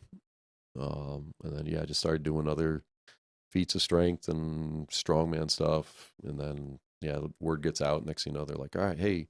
There's Matt Vincent calls me down to Louisiana. He's like, hey, let's go have fun. There's this pro-am down here. Come play. I'm like, okay. They have some weird shaped things you can we got some cool stuff. We're gonna throw some awesome. Highland Games stuff. We're gonna do some strongman stuff. It's at a festival. They're gonna pay us to freaking entertain people. Okay, cool. Let's go. Like, go down, do that, and What exactly are you doing here? Oh yeah, that was that was at a picnic performance in Bowling Green, and looks like a really thick barbell. Yeah, so back and so a lot of this stuff that I would get into is along the lines of the old time strongmen. Again, sort of, some people tell jokes, tie balloons. I lifted stuff and entertained people. So there's actually a YouTube video. There's a crap ton, so you could, but I did a barbell juggling routine, and Roger Lapointe called me up one day. He's like, hey, all right, I want you to come perform. He's like, I've seen you do the kettlebell juggling. He's like, what can you do with a barbell? And I'm like, what do you mean? What can I do with a barbell? And he's like, basically watch a military color guard where they're flipping the rifles around. He's like, get some inspiration from that, start off with a broomstick and let me know what you think. Okay. All right. Yeah. I got 2-3 months to do this. Okay, sweet. So literally just started playing around. Was like, all right, no, broomstick's not going to cut it. We got to do something with a barbell. The standard barbells have a lot of knurling on it, so that chews you up when you try to spin it around your body. So I had a smooth, no knurlinged thick bar, 2-inch thick bar. So I used that for my shows because I would get to a point where I would spin the bar with weight plates. I'd spin it around my neck. I'd spin it around my waist. There's another photo where I stood it end on end, and so I did an overhead press where I just have the end of the barbell on the bottom of my palm, and so now it's extended up overhead. And then that concrete block, I think, was like 200 pounds. And so what I had done is I did a one-arm snatch with the barbell overhead, and then reached down and grabbed the concrete block and stood up with that as well as a 2-arm. Anyhow, so yeah, it honestly just playing around with a barbell in ways that are different than a traditional squat bench and press. Folding things and rolling things up. Yeah, so then I'll fold, roll up frying pans, twist horseshoes into shapes of hearts, break baseball bats, bend steel bolts. I remember being in Lowe's one day, and he's like, "What?" I was like, "What do you need?" He's like, "Oh, I need to get a hammer."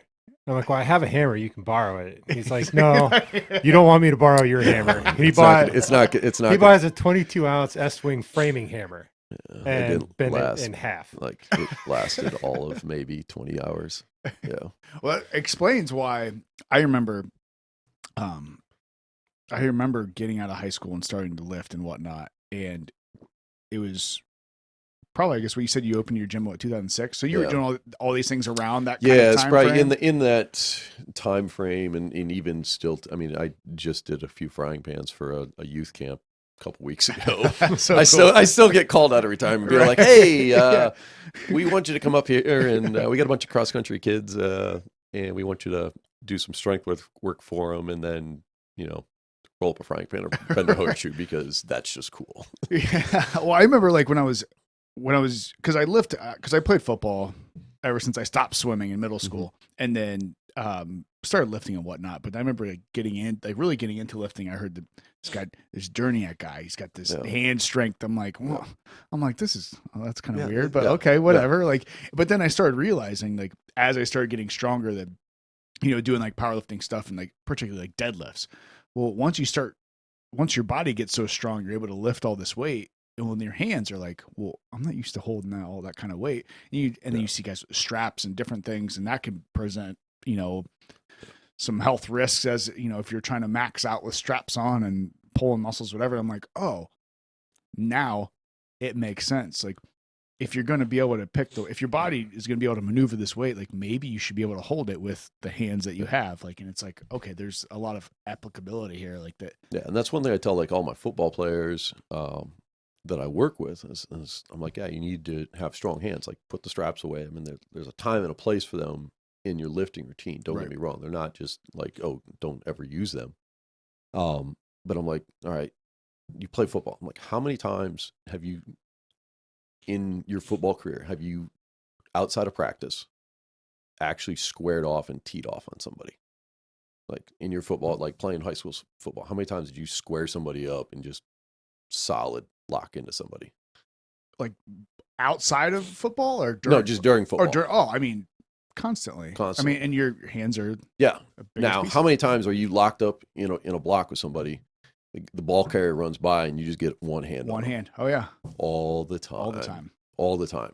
I was you like, can grab one handful of jersey. If you can grab one hand, drag yourself along. And I was like, I don't care how fast that guy is. The slowest guy on your team is going to catch him dragging me. Like, yeah, that's just the way it is. I totally agree with that. I was like, but the time that you're able to like actually like just like, oh, I got this dude lined up square and I'm just going to tee off on him. I'm like, yeah, that's like a once a season, like, oh, Sports Center top 10, like highlight reel. I was like, but every play, you have a chance to get a hand on somebody and make a difference. But most of the time, he just blows right through your hand. That's what pisses me off. And everybody's like, they're like, oh my God, like I could have been so much better. I'm like, yeah, but. Well, that's one thing I almost had. There's a couple reasons why I stopped watching football, but one of the reasons, besides me just freaking out and her getting angry with me freaking out, because I remember it was a couple years ago. She was like, we didn't watch like sports or whatever, and like all right, let's watch the the Buckeyes or the Browns this year, or whatever. And I'm like, and she's like, well, you played football forever. Like, why would I was like, I enjoy watching it, but I'm like, all right. So we started watching. Doesn't go well. The first quarter, I'm like, what are they doing? And then like by the third quarter, I'm like, she's like, why are you so angry? I'm like, they're not playing football. I don't know what this is. The one thing that pisses me off the most when you see these guys, just like they're just diving at people. Mm-hmm. Like they don't even like try to wrap them up, let alone try to get a handful of the jersey. Like I remember there's times where like, if I can get enough of a jersey, even if it's for a couple seconds. You slow the guy down enough that somebody else can catch up. It's a team sport. You got somebody else out there. It's unique that we could be sitting in a room right now of like 5 individuals that probably don't watch sports. Because that's like I've played sports my whole life, but I did not. To this day, like I have no clue what sports season, what team is good, bad, indifferent. Like that's you're too busy out there actually doing the things. Well, that's what I say is like I'd rather be outside doing something than playing sports. Yeah, my niece nephew are playing a sport. Yeah, I'm gonna go and I'm gonna watch them and cheer them on. That's family. Like you're gonna do that. But yeah, I don't turn the TV on. I don't run my day around which sport team's playing, which is odd around these parts. Yeah, so many people will do that. Years ago, I would get like super into football, and it would like wreck my week. And I'm like, one day I was like sitting there thinking about it, and I'm like, this is so stupid. I'm so angry about something that I have no control over. Like I cannot control any of it, but I'm so mad about it. I'm like, this is absolutely stupid. This is bonkers. So I just quit watching. But we won. Yeah, but we won. Yeah, really, I didn't see you out there. Yeah, but like. That's the other thing I don't understand is why people always refer to sports teams as we. Like you sat your ass on the couch and ate potato chips and drank fucking beer. You did not play the game. Like you weren't in it. I don't understand. Like, oh yeah, wasn't- we're you going to be really sacrificed your good this health. year. I don't get that. I don't But- either. Wrong pronoun again. Is that what? I guess so. I identify as the Cleveland Browns, so it's Yeah. we. There it is. They, Tony. There They. it is. He started it. Oh, I don't know. I never played like sports. I mean, I did when I was little, but like in high school, I was pretty much smoking weed and skateboarding. Like that was snowboarding, stuff like that. but you did some cool stuff after that, though. Like I kind of heard about Durniat's past. You had a very cool past, man, with skydiving as an instructor and Yeah. base I mean, jumping and Oh, you were an instructor? Yeah. streaking on certain Yeah. bridges. oh yeah, I It's like, I don't think that's a sport. I did streak a few times. Oh, it was. It is when the police Who was are going chasing streaking with them? You were Is the, that Frank? Speaking of outrunning police officers, Yeah. right? Yeah. Just, you were the video guy. You've got a couple of videos, I believe, that may still be on like VHS or DVD. Yeah. Yeah. Mini That DV. you got the base jumpers doing all these like crazy backflips, and you got somebody that's got a video those people Oh, yeah. doing that. Yeah, this is the guy that had the video Well, like- camera strapped to his head to frame that. Like I don't know. It was kind of normal to me, I guess. But like my career in that was, it was average. Like if you looked at like what people do in that industry in those sports, like there's like some serious people that really push the envelope. And I mean, to somebody who's never done it, it seems like this huge crazy thing. But like to me, it was just like it was life. Like one day, I basically just stumbled onto a drop zone and learned how to pack parachutes. And they're like, if you're gonna work here, you're gonna have to jump out of a fucking airplane. I'm like, okay. And I remember telling my mom, and this was not a very good point in my life, but this was like a turning point. Like I was at this point in my life, I was just, where's the next party? And I don't give a Right. fuck about anything else. And I remember telling my mom, she's like, I don't even fucking care anymore. Just Like whatever. Just I was like, I'm skydiving this weekend. She's like, what the fuck ever, dude? And I feel like that's when you know you've worn your mom out. Like, you yeah, did oh so yeah, much shit. dude, She was just like, she's a hell of go a for woman, man. So I started doing that, and then but it gave me something to work for. Like I enjoyed doing it, and it gave me something to work for. I was like, I really want to do this. So it's like, do you want to do this stuff or do you want to do this? So I chose the latter and just kind of worked my way up, packing parachutes and learning how to skydive. And then I eventually like became a coach. So like people that would go through the AFF program, once they would get to a certain level, they didn't require an AFF instructor and you could be a coach. So I would coach them, and then became a cameraman, and then became a tandem instructor. that's awesome. I never knew that. Yeah. I was That's out of Arrow, Ohio in Richmond. Oh, so it was Yeah, so like you right. did all that It stuff used to be locally. right. It's in Ashland now. It used to be right down the road from Tony's house. Yeah, that's super awesome. Yeah. So were you? He said, like, for like the camp, like the recording and stuff. Like, what all were you involved with? And like, what were you doing all that for? Like, did you just do like the recording for the jumps, or did you do some crazy like base jump type stuff, or like Well, what? Like, I didn't do as much with the base jumping. Like because that seems sketchy. Because It's- when you jump off of something that's solid, like it's still there when you jump off of it. it's His videos are pretty cool. Of, like watching like the story, like telling the story of you like hiding out in University of Pittsburgh. Yeah. It's okay. Somewhere, allegedly. Yeah. Allegedly. Allegedly. in an undisclosed location. Well, no, like seriously though, like you look at the base. I see a lot of the young base jumpers coming up today, and they're posting everything online. And like we always, one of the things that was first taught to me is like we're not doing this for the glory. Right. Like this is fun, and they were like missions though, because you would have to go find the object, you would have to scope it out, you have to figure out how to get on the object, and then Can go you back. explain what base jumping is? I have no idea what It's this an is. acronym for building, antenna, span, and earth. So each object that you jump off of.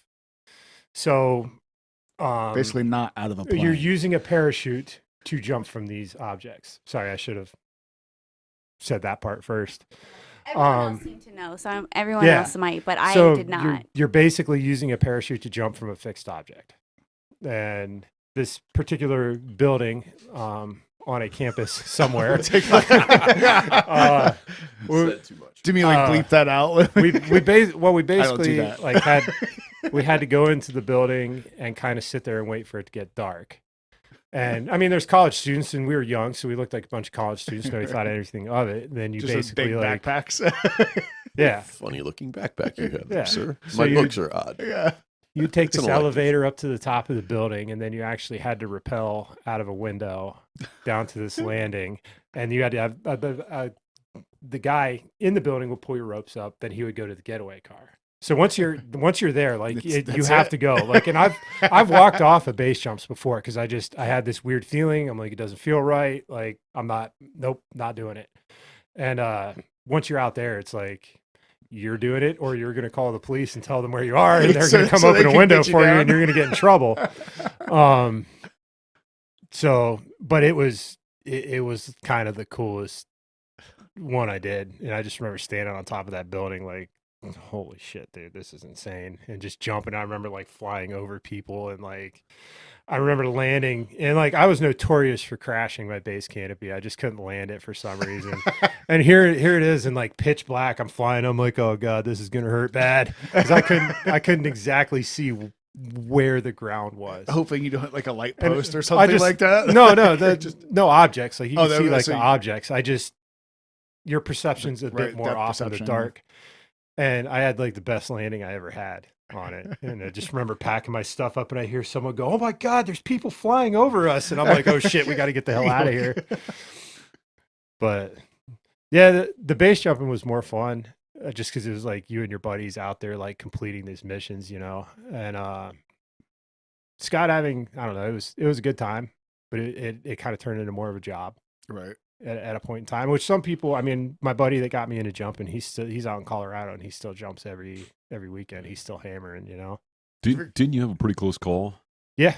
That was the day I quit. I thought I was about to see my last few seconds on Earth. It was all my fault. So I was flying what would be considered a high performance canopy. So when you start, your canopy basically flies like a school bus. Very slow, very docile, Just to get you pretty down hard safely. to kill yourself on that thing. Right. So at the end of my career, you could relate the canopy to like a CBR 1000. Very little input is going to get you a hell of a lot out of it, and it's very fast. And what people would do is, like, when you turn the canopy, it doesn't turn like this. It dives. So when it dives, it picks up speed. So when you get close to the ground, you turn the canopy, make it dive, picks up speed, then you go screaming across the ground. And I was getting pretty good at that. And I hadn't really been jumping much this one year. And I was like, I'm going to go make a skydive. And I think it was kind of around when I had started lifting. So I've been putting on a little bit of weight, and which also affects the flight characteristics of the canopy, what they call like a wing loading. So your body weight divided by the square footage of the canopy will give you your wing loading. And they have certain regulations that you want to kind of stay in. And I mean, I was pretty much within those, and just did what I normally did. I made a turn, and I remember making the turn and just thinking, fuck, you just killed yourself. Like I thought I was dead. And all of a sudden I hit the ground, and it seemed like I was in the air for like 10 minutes. It was probably like 5-10 seconds. And all of a sudden I'm just like, oh, hey, there's the ground again. And I smashed into the ground again, and I'm like, okay, I think I'm okay. And like people start running out, and they're like, you're fucked up. I'm like, just leave me the fuck alone for a minute. Like I don't like attention when I'm hurt for some reason. Let me I don't know, collect it's just- my thoughts. It's just weird. So I like start doing like a systems check. You know, I start moving my hands, I move my arms, I move my legs. I'm like, I'm okay. Just leave me alone. Like I'm fine. Just let me lay here for a minute. I'm okay. They're like, no, you're fucked up. I'm like, you are way more excited than I am right now. Just Right. I'll be okay. And I got up, and I don't know how I didn't break a bone. I don't know if someone was just looking out for me that day. At that point in time, you know, doing hook turns like that was probably one of the number one causes of death in skydiving. And I still to this day, I have no idea how I walked away from it. And I just had that hard conversation with myself where I was like, you know, if you're not going to go at this in full force, like you probably shouldn't do it. You know, Right. if you're not going to stay current and you're not going to keep doing it, you should probably hang it up. It's probably a pretty smart decision. How many jumps do you think you had? Like, I've never jumped. I had to have 500 jumps to get a tandem rating, which I, you know, kind of like filling out any other paperwork. I'm notoriously bad at. So I pretty much stopped filling out my logbook at 500 jumps once I got a tandem rating, because I don't know, I didn't really care about jump numbers. Like, I was just like, it's just another fucking jump. But I'm somewhere probably between 800 and 1200. It's a lot. Yeah. I say it's interesting hearing you guys talk about different things, because like skydiving is one of those things people are like, oh, like you go skydiving. I'm like, nah, it's not really it's not like necessarily like I'm afraid of it, but it's just not one of those things that I just have a desire to do at all. Like, you got to put complete trust in another human being with your life. Yeah, well, that's a hard thing to do. That is a hard thing to do. But I don't know exactly what it is. It's just not something that I like. I don't even like necessarily like, not that she's a terrible driver, but I don't even necessarily like. I don't even necessarily like riding a passenger in someone's car. Laid tonight. Yeah, that's fine. Well, I mean, that's okay. But like, I'll fly in a I mean, if that's the reason, fly in helicopters all the time. Yeah, if that's the reason that I don't get laid, I mean, come on, then fine, be that way. But yeah, like, I'll fly in a helicopter and hang out at the side of it for what I do, and like, it's once I get in that helicopter and it starts spooling up, it's like, okay, this is it. Like, no big deal. Like, yeah, if it goes down, it goes down. I have no control over it. But it's just one of those things where I'm like, skydiving, it's like, it's nothing that, like, even if someone were like, hey, it's all paid for, we're going in an hour, let's do it, I'd be like, I don't know, maybe I'd probably do it. But like, even you talked about the experience of whatever it is, the competition or the event, the learning, it's that process. Like, I can totally get down with like the learning, and because it tends to show name chronic curiosity. Like, I love learning new things, but like, that's one of those things where, you know, even when Dustin was talking about, like, he just loves preparing for the event, and I get it, but I don't at the same time, because I'm like, man, like, I don't know if it's just like the aversion to like knowing how hard it's going to be, that, and this was a discussion I even had with him when he was trying to convince me to do one of the rucking events. I was like, you know what, like, I'm not afraid. He was like, well, you would be able to do it. Like, I don't question that I'd be able to do it. It's one of those things where, like, I don't know if I really want to. Like, but like, yeah, it's super interesting just to hear, like, I just didn't have anything better to do at that point in time in my life. I was like, no, but like, but seeing those different things where people like just really enjoy getting into it. It's like, I don't know like exactly what that is for, like, you wanting to go base jumping and you want to do these, you know, 100-mile runs. And like, it's becoming comfortable with being uncomfortable. It's constantly putting yourself in uncomfortable situations. I don't like doing events that the outcome is almost predetermined. Like, I don't run 5Ks. I know I can run a 5K. That doesn't excite me. I'll sign up for a 100-miler. I don't know if I can run 100 miles. Like, this 50-miler, it was my fourth 50-miler, and like, I did it and signed up. It's like, oh yeah, we'll do it together. It'll be cool. It was just casual. It's like, yeah, that's what we're going to do on a Saturday morning. It'll be fun. I go hiking and backpacking, you know, with some friends, Joe Campbell and Greg Gorecki, and we go in the middle of winter when it's negative 15 into the Adirondacks, because it's more fun, I find. It's just, and it's like, yeah, you know, we talked about the birds, like, quote, yeah, my best vacation is your worst nightmare. Mm-hmm. Like, if it's miserable, I'm like, sign me up. Like, you know, I did a 5K open water swim, and it was like, people are like, oh, were there lifeguards everywhere? I was like, no. They're like, well, what happens if you drown? I'm like, you die. Like, it's like, but it was my own self-discovery of, can I do this? Like, you know, the Go Ruck events put you into a similar environment, but it's a very safe, I mean, like, you're not going to die. There are times that we've been at events and it's like, you know, people are getting jacked up, and I'm like, dude, we're like knee deep in cold water on a golf course, pipe down. Like, nobody's shooting at us. This isn't like, we all paid to be here. We're having fun. Like, pump the brakes, buddy. Yeah, that was the kid that goes, "Hey man, this is like buds." I'm like, I'm gonna go tell I'm gonna go tell Cadre that. We'll show you buds. I'll have him show you buds, man. Yeah, there was some things. This that were is said not. that This I was is not just close. Like, I was like, this. Okay, no, you need to stop talking. Oh, But jeez. but at the same time, I'm like, okay, like at the time I was pissed, dude. Like, but afterwards, I'm like thinking about it. I'm like, all right, this dude's not done a lot of things, and that was way outside his comfort zone. And so I'm like, all right, well, if that leads him to do other things outside his comfort zone, then like, so be it. He was there, he was doing it, and he got through it, and he can go home and tell some war stories like he was in Fallujah, and that'd be awesome.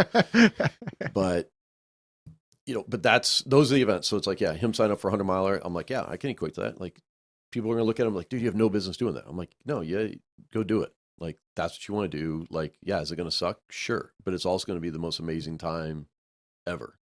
My first 100-mile mountain bike race, like, I remember at the start line, and the guy's like, yep, next 12 hours, you're gonna go through every emotion possible. You're gonna be happy. You're gonna be sad. You're gonna be angry. You're gonna be on cloud nine. You're gonna be depressed. You're gonna be everything imaginable, and then probably 5 more that you never knew existed are going to happen in the next 12 hours. He's like, the goal is, though, you just keep moving forward. And he was right. By the end of the day, I was like, yeah, dude, that is exactly true. And I was like, that's kind of you don't get that feeling easily. You got to push. And that's where, like, the endurance sports really, like, they excite me in that way, because it's like, all right, you've my first ever like 24-hour run was just like, all right, what's it going to be like to be in the middle of the woods all alone with nobody there? And it wasn't even a race. It was just like, all right, I just told people I was going to go for 24 hours. And yeah, you start hearing some things, you start seeing some things. Like, I could have, I was petting a raccoon at one point, and it was just like, because he was there. And it's like, but you're going, I'm hearing footsteps. It's Halloween weekend. I'm hearing footsteps behind me, thinking, oh, some kid's out here, fucking with me. And I'm like turning around every 5 minutes, and no, it's just raindrops coming off trees, and I'm in like this like headlight, zone of just like, I just got to keep moving. Like, all right, I'll finish this lap off, get some Coke, and go back out, maybe change my socks. And you're just trying to problem solve the simplest things. That's Coca-Cola to drink. Yeah. So that's your training secret. That's how he does it. That's how he does it. Yeah. Well, I think it's something said about just doing something, maybe obviously doing something hard, especially physically, there's something special about that. But I think in general too, just doing something out of your comfort zone. Yeah. And just not knowing, I've said it 1,000 times and I'll keep on saying it. Doing this right here, for me, like, if you would have told me I was doing this 5 years ago, let alone 10 years ago, whatever, I would have been like, you're fucking high. Yeah.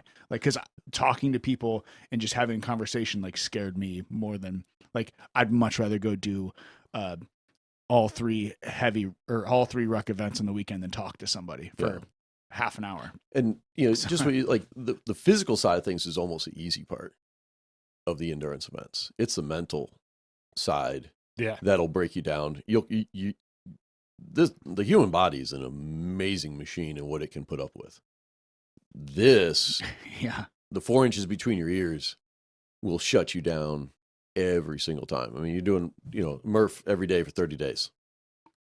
Physically, like, that's, and you understand that, that. You're like, yeah, my body can handle that. Yeah. But, 15 days in, your brain starts doing some things, and so it's going, how can I find a way to get out of this, but still do this? But I really don't want to do this. And man, I really have to do this. And the best part of like a 30-day challenge is, honestly, the answer to that is no, I don't have to do that. Like, we're here in the good old US of A, where, you don't have to do shit if you don't want to. Like, life is good. Like, it's comfortable. I'll tell you, like, I was talking to him about like the Russians being in the Olympics this year, the athletes being able to compete. Like, at first, like, I kind of didn't really agree with it, because the whole doping Right. deal. But then I look at it, they don't have a freaking choice. Like if their coaches tell them you're doing this to compete, it's like you're either going to do that or who knows where the hell you're going to be. Like they don't Right. have it like we do. It's like, oh yeah, I'm not going to do that. I'll be fine. Yeah, they it's know? a whole different ball game. Some other places. I don't know. I found for me, like the hard things, just doing hard things every day, it makes life easier. Like things that would be hard, like, oh, I screwed this up at work. Yeah, no big deal. We'll get it figured out. We'll fix it. You know, I found that like my anxiety has gotten better. I found that like I don't. Well, I guess this kind of ties into anxiety, but I just don't worry about things as much as I used to. Like little things won't set me off as much as they used to. And like all around, like mental health is just so much better than it was.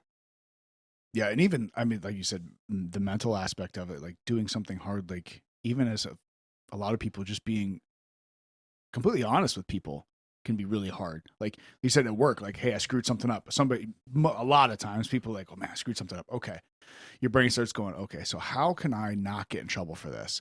How can I work around my way around this? And then you start like, tell a little lie, or you try to do this or do that to kind of get around it. And it's sometimes just better to go, nope, hey, screwed this up. Or you know what? I said I was going to do this for 30 days in a row. Guess what? You just do it for 30 days in a row, not twice in one day, Tony. I didn't. I said shame on me and did 3 in a 24-hour period. So I'm just giving it. punish myself. But I think the part of that, like you said, like the mental aspect of things is going to be so much harder than Just if, on that, if the brain's there, the body will do. I mean, one of the greatest books I think that I read was like Jocko's Extreme Ownership. I mean, and I don't know how many pages, but it's just 150, 200 pages of just like, dude, own your shit. If something bad happens, it's nobody's fault but yours. Yeah. Like, just own it. Like, there's always something that you could have done that could have changed the situation, even the slightest bit, that's going to have a trickle-down effect. So, instead of sitting here going, oh, well, this person did this, that's why I had this. It's like, all right, that person ran a red stop sign and T-boned me, like, screw them. You know what? Yeah, but I could have taken another half second to look to see that car was not slowing down and waited for that person to blow the stop sign, and I wouldn't have been T-boned.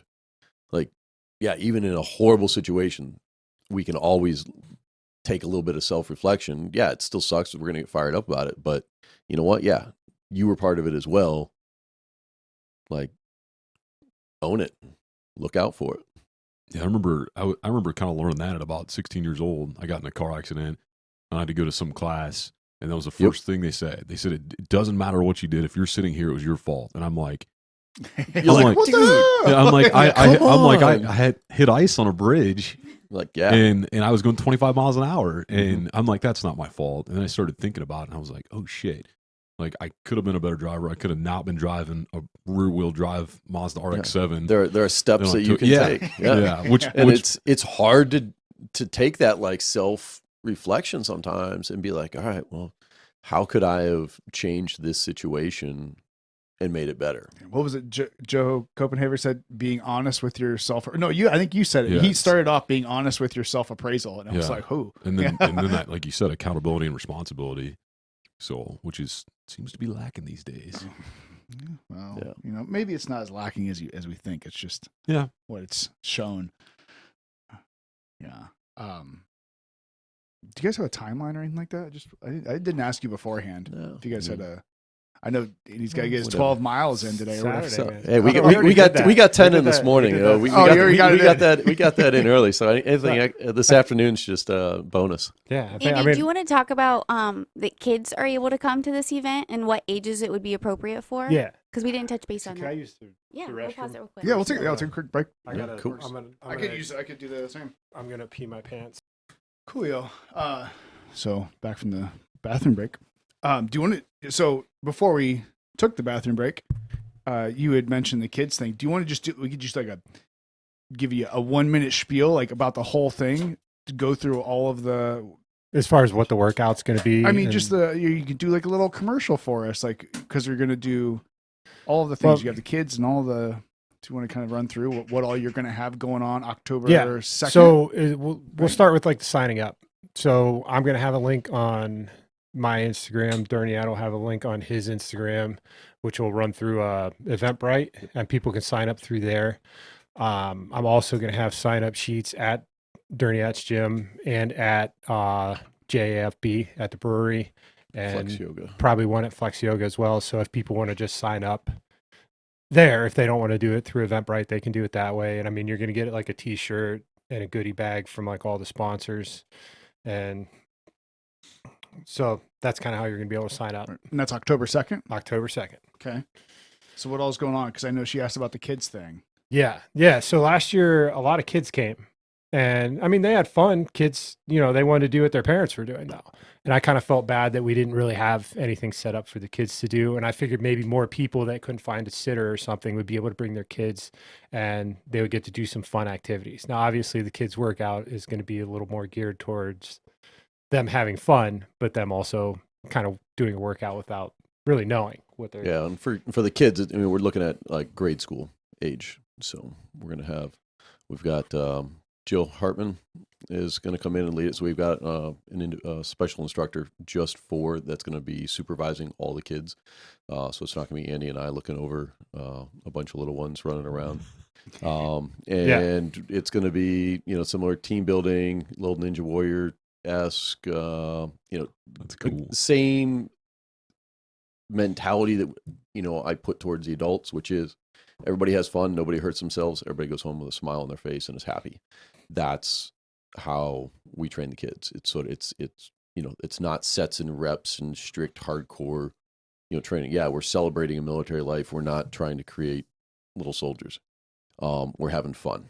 And so we're going to set up the gym in a way that, you know, grade school kids are going to want, you know, Ninja Warriors, exciting. I got a climbing wall. We got, you know, rings. We got a jungle gym in there. We're going to set it up in a fun way. Jill's got some ideas. She runs summer camps with the YMCA. So she's very well versed in that age bracket. Yeah, So- she this is her words. I wanted her to I have a very poor way of probably describing what she does. So I was like, just kind of write me something. And she's a local educator who started her own enrichment program for kids 1st through 7th grade with a background in, I'm going to pronounce this incorrectly, kinesiology. Kinesiology. Yeah, I told you I'd pronounce it wrong. You always have some pronounced words right. I'm guessing And not. also a background in education, and she encourages kids to lead an active lifestyle by incorporating movement into the program. Cool. So, and most of her stuff, it takes place outside year round, and so she's very well versed with working with kids. So Yeah, so this isn't like a thing for like toddlers. This is for yeah, kids that are able to do physical I mean, activity. I would think like kids like, I don't know, what would you say? Maybe like Yeah. 13 and up, where if they want to come, that's fine. And I would probably put them more along the, Yeah, like adult anybody lines of high things. school age, even junior highway age, could easily do the adult workout with us. So we're looking at, you know, the grade school and under. I mean, but at the same time, they get there and they look at both and they go, "Hey, I want to go hang out with those kids. Rock on." You know, Yeah, I mean- we're here to have fun and move. everybody's going to get a t-shirt. We're going to have some good raffles. Do we want to get into the workout and explain a little bit what we're gonna? I mean, Yeah. it's not yeah. a mystery. It's not. Yeah. It's not a big surprise. So, We'll save the Sam. well, yeah. I mean, the there's can- there's the always carry the for the fun. end. Yeah, We got a surprise for it the is end. it is technically at the end. So last year we had like 10 exercises. Yeah. Yeah, we Yeah, had it 10 was- exercises, and we did 40 reps of each exercise for 4 rounds. Is kind of how it ran through. This year we're going to change it up, trying to condense it more into to keep it more of a team-oriented atmosphere. So we're going to do a deck of cards workout. So if you're not familiar with a deck of cards, you take a deck of cards, flip over a card. Each suit is going to be an exercise, and whatever number that card is, that's how many repetitions you're going to do. You'll do them as a team, and we're going to limit the teams to teams of 4 this year. And so every card flip is going to be a new person, so everybody gets to be the bad guy of telling everybody what they get to do for that day. All the exercises are body weight, so it's not gonna. There's no like barbells, sandbags for the actual workout. You know, if you want it to be harder and you don't want to do body Yeah. weight, we can accommodate that. We've got give you some weights. We've got weights. Kettlebells, Yeah, we can give you weight vests. We can give you sandbags. So if you come in with a gung ho attitude and you want to show off your muscles, like Have at it, man. we Let's will. see it. I will gladly abide by that. So The deadlift challenge. as So well. yeah, This so was we, yeah, another- so we- this was we've your got- brain challenge. Yeah, as so well. we got but with the deck of cards, I think what we've got is we've got some 4-count jumping jacks, just to add more jumping jacks to your day. We will throw in some burpees in there. I'm out. Yeah, you got to throw them in there. Yeah. You know, this is not a competition, so I'm not judging for strict anything. I mean, It's- if you get down on the ground and get back up, you're and somebody's you're good, count, man. and somebody's counted 5 and you've done 1, hey, works for me. You're good. So yeah, I'm not strict on, as long as the team is moving along, we're good on that. So we've got that. I think we've got some 4-count flutter kicks thrown in there, and maybe some bodyweight squats or lunges. I can't remember specifically what we chose for the 4 exercises, but they're all very much bodyweight based. And one of the favorite parts last year was the sandbag carry, the team carry, where each team had 1 sandbag to be carried to the end of our lot and back, which is from the loading dock down and back is, I think, 150 yards total distance. And last year it was 40 trips per team to carry everything down and back. It's his 41st birthday, so we're adding 41. one more extra Yeah. trip. But it really seemed to be the big like team, like everybody really, like they got through the workout in a quick time, and then once the sandbags started going down and back, which at the onset, I know we were worried about, like, oh man, is this the part that everybody's just going to hate us for? I don't know. People had fun. Like, It seemed like that was the part that everybody was like, dude, I can't wait to, are you guys going to do this again next year? And it was just like, oh wow, like you guys like really got into the sandbag carry. So that is definitely back, and we're going to try to, like I said, I think the groups last year got into like groups of 10, and we're going to make, hey, let's keep it to groups of 4. Let's keep everybody moving and going but and having a good time. people So, challenged each other too. Like, Yeah. it was cool. Like you and Dusty definitely, yeah, there was some definitely- sibling rivalries definitely going on getting out after there. it. You know, Well, that's always the fun thing with something like that too, is when you just get like you've mentioned a handful of times, getting a group of people together just to have Yeah. fun and leave there with a smile on your face. If you want to go and compete or do something, hard, there's plenty of things out there to go do that. But it's, you can go and do what you're putting on. If you want to give yourself a challenge, you can still do that. But there's something special about doing doing all of that and like leaving room for people that don't necessarily like compete or really or are really intense, but seeing that whole environment and seeing it, the whole scale of, hey, you can, we talked about, you can scale it down a little bit. You can do this and have fun, and hey, get some exercise while you're at it. It's not, it's only good for you. part of this too, like if I can inspire one person to be like, man, I want to do more of this. Like I want to push myself a little bit more. Like if I can inspire one person to do that, like it's worth it,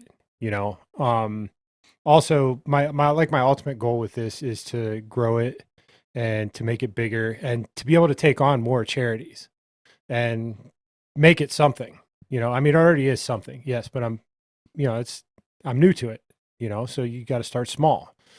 So hopefully we can grow this and make it a bigger event. Wants it to be a Summer Strong in the North, where it's just like everybody comes in and it's just a celebration of life and fitness and, just like doing good for, your neighbors and your fellow man.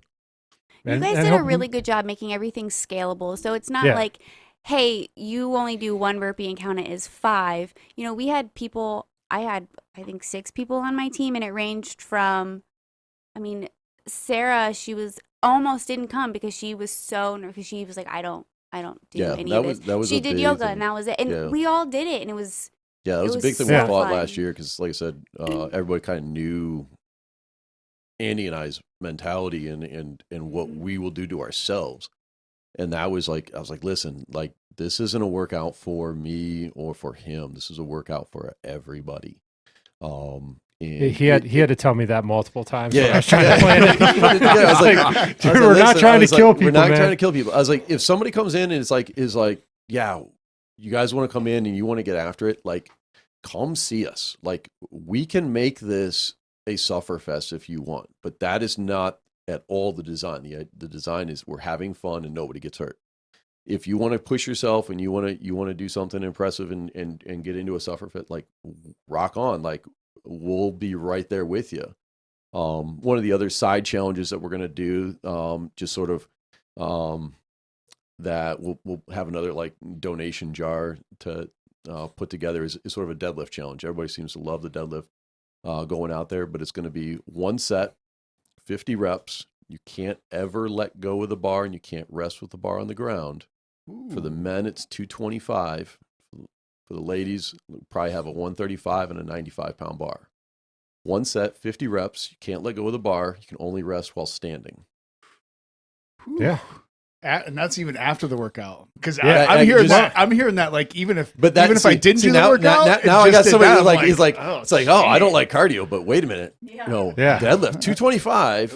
It turns into cardio. All of a sudden, That is cardio, the testosterone on that side of the table just went up a little bit. No, October 2nd, all of a sudden I became available. That sounds brutal. I used to do that once a week with 225 for 50 reps for time, and it's not fun. No, that is so. And we're gonna have some prizes. So we'll have some prizes thrown out but there. The other thing is like, you get that crowd energy behind you. Oh, yeah. Like everybody's watching, everybody's cheering you on. Like you can develop some serious muscles in that moment. You know what I mean? It's like, yeah, and you'll feel them for the next week. Hey, but at the same time, we got beer and food afterwards. We do a little. We did a gathering last year. You had the grills out there. I know we always look at trying to get like a food truck down there. I'm looking at some JFB, catering options. Yeah. Paul at JFB, supplied us with a few kegs. Yeah, Paul's a good guy. That Paul's we- been on the show before. That we worked really hard to make sure that those went back empty. That day. So we try to just make it a fun and just like, it's a family oriented affair, centered around fitness and raising money for a good cause. So what more can you ask for a Saturday? Yeah, Saturday morning. I'm excited. Obviously I won't be doing the workout, but I'll be there and I'll be hopefully. Oh, you will. Oh, we'll get you to lift something. I'll do the deadlift. I'll do the deadlift yeah, challenge as an yeah. exhibition. I might join in on that to help the cause. But That's how it starts. yeah, I'll be maintaining the electronics, as it were. With your size photo, I think 315 is appropriate. No, Yeah. no.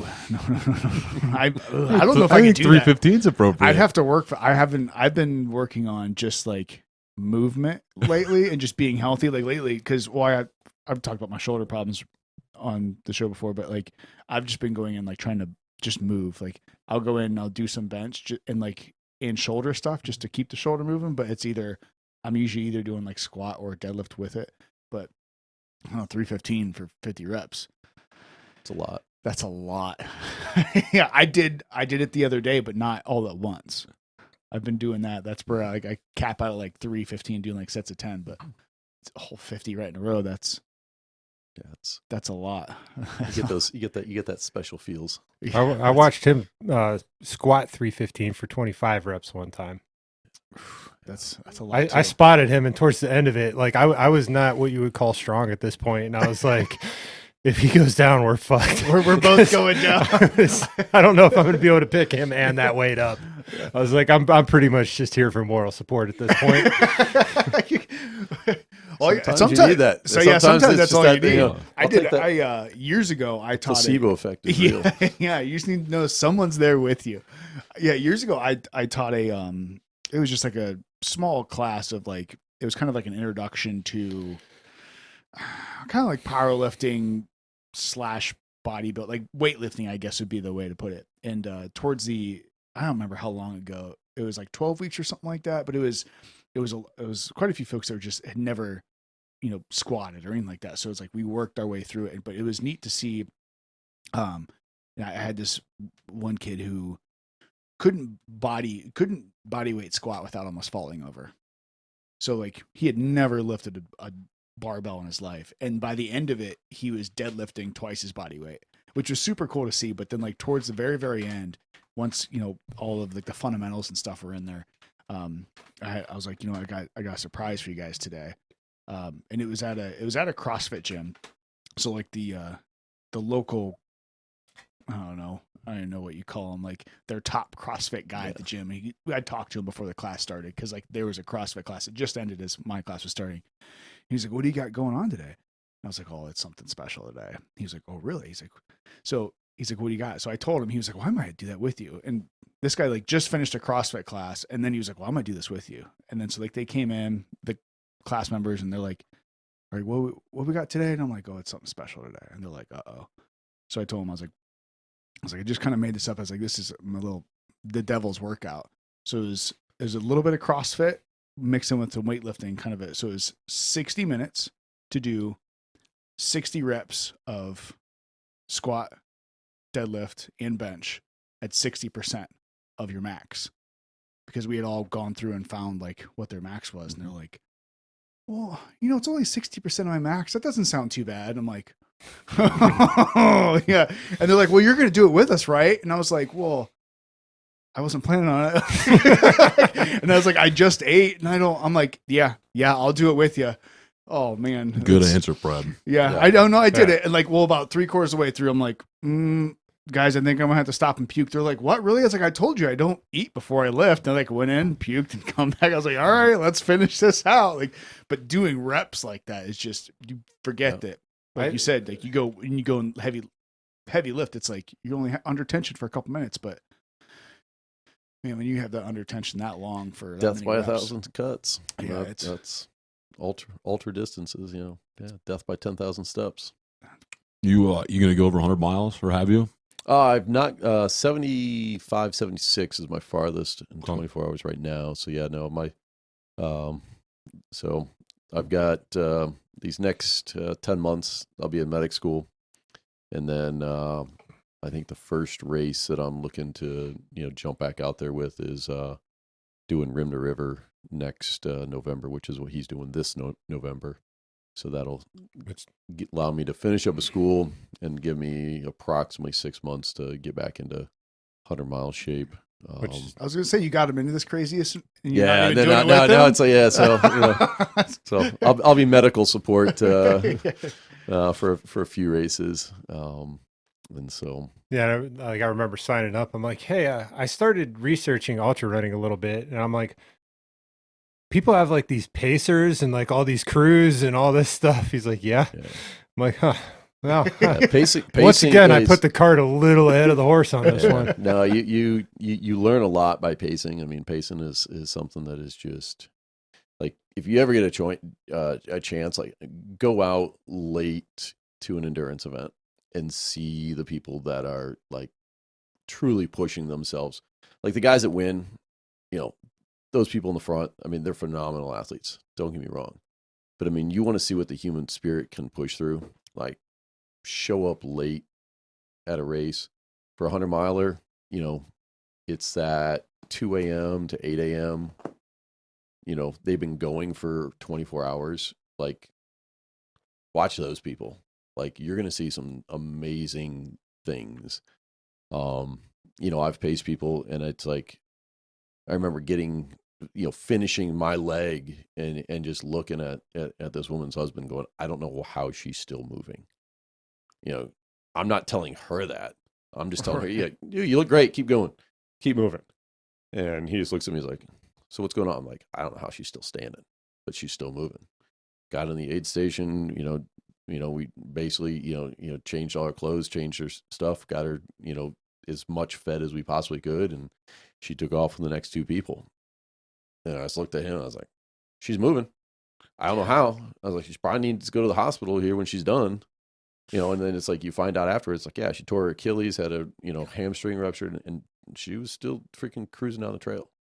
And it's like, damn, like, just for, a buckle is why you're doing that. Yeah. So I mean that's some spirit. Same Well, thing. and a T-shirt. And a T-shirt. Yeah. Yeah, Wow. yeah. You can't forget the You T-shirt. do a too. lot So- for a T-shirt. T-shirt. Yeah. If it's a comfortable T-shirt. Yeah, I mean, watching my brother do a couple of Ironmans, that inspired me to get into doing this. It was like, dude, I mean, he's out there. I mean, looked like death. I mean, he was as gray as anything as the walls here. And I just looked at him like, look great. Yep. Try to eat some soup and, keep walking it out a little bit and you got plenty of time. And it's like, all right, yeah, he ultimately finished under the time cutoff, but it was just like, man, like, how are you still I'm tired. I took a 3-hour nap, came back out here, and you were still doing all of this while I was napping. And then I came out and found you, and you looked like hell. And it was just like, all right, like, let's do this. So it's quite inspiring to go out and you see what people will put themselves through willingly and go, damn, like you can put up with a lot. Did you do 2 Ironman? I've done one full. Yeah, I think I've only done one full. Okay. Yeah, one full. Done a couple of halves. Did the American Triple T is like an Ironman distance, but it's a whole weekend of going. I've done a couple of their adventure races that are like running and swimming through lakes and over mountains and stuff like that. That are they're called swim runs. So it's combination of like 3.5, 4 miles of swimming and like 15 to 20 miles of running, but it's all like broken up. So like some of the swims are as short as 50 yards. Some of the swims are as long as a mile. And it's kind of eerie because, with those, it's an adventure and it's like you are on your own. You carry your own first aid kit. There are no lifeguards in the water. Like, yeah, when you're out in the middle of a big lake in 55-degree water and you're just like, there is not another soul around me. Like if I go down, like, yeah. And that's a lot of swimming too. Like, Yeah. Coming from a person that fully understands swimming. And I that was like, never that long distance swimmer. But like, Yeah. so how much is a full Ironman? Full Ironman is a 2.4 mile swim, followed by a 112 mile bike, followed by a full marathon run. Yeah, it's a lot. You do that all under, you have 17 hours, I think, to finish all of that. Yeah, that's a lot. And even much people that nonstop. like, if you've never, this is because I understand how terrible running is, and I've done biking adventures, bicycling event. Like, I've done, I think the most I've ever done in a day is like 80, I think. But 2.5 was how much swimming is it? 2.4. 2.4 miles swimming. That is the scariest of all because like I was a 50 yarder, maybe 100 when I was like those long distance swimming, like to swim for a mile, like people think, oh, I can run a mile. That's a whole different. And you're in open water with other people. I know people that have had ribs broken, like just somebody inadvertently kicks them. Oh yeah. And you're not ready for that. You're out there. Yeah, there's not a lane line to hold on to. There's not the edge of the pool to push off. You can't see of. the bottom of the you don't see the bottom. And so you're out there. It's the great equalizer for the triathlon. You get tired when you're cycling, you can slow down and stop. Coast. If you're running, you can stop or you can walk. You can't stop swimming. I mean, you could, but you're not going to live. Yeah. Momentarily. Yeah. You Probably not technically suggested. can, but it doesn't usually work out so well. And so that's it. It's a huge anxiety, fear bit to get over, and it's unfortunately the your number one entry into a triathlon is you got to start with the swim, and then once you get through, and I'm not a good swimmer. I survive the swim, and then I get on the bike. At least they start you out with that, because I feel like if that was the end, see, piece of it, that would be a lot more. Well, yeah, and that's where the American Triple T that I've done, they do a super sprint short triathlon on Friday night. Saturday morning, you do an Olympic distance triathlon, so it's just short of a mile swim, a 30-mile bike, and then a 10K run. That afternoon, they flip the order. So you run, bike, and then swim last. Oof. And you've already done that distance in the morning, and now you're sweaty and wet. I mean, we all tried putting clothes on after a gym workout or getting out of the shower too quick and you're wet and you're trying to put clothes on. Imagine trying to do that tired, wet, and putting a wetsuit on. Sounds exhausting. And just that. for that swim, they tell you have to wear a wetsuit because you get in the water and you just start cramping up. Right. Yeah. And now you got people out there, cramping and trying to swim, and it Cramping in the water is not a good Yeah, idea. it's not a good thing. it's not. And then the following day, you wake up and do a half Ironman, and so that's a long, rough weekend as well. So the whole rucking adventure thing, racing. it's not too bad It's almost after all like a that. vacation sometimes. So yeah, it's good fun. So it fits it, but it does fit in well for anyone that's looking to get into the endurance bit, because I think, like I said, the rucks it gives you pieces of that mental puzzle, because that's sometimes the hardest part of everybody gets tired. Like, you go long enough, you're going to get tired. It's what you do when you get tired that makes a difference. Nobody cares what you can do fresh. Exactly. Yeah. Like that's easy.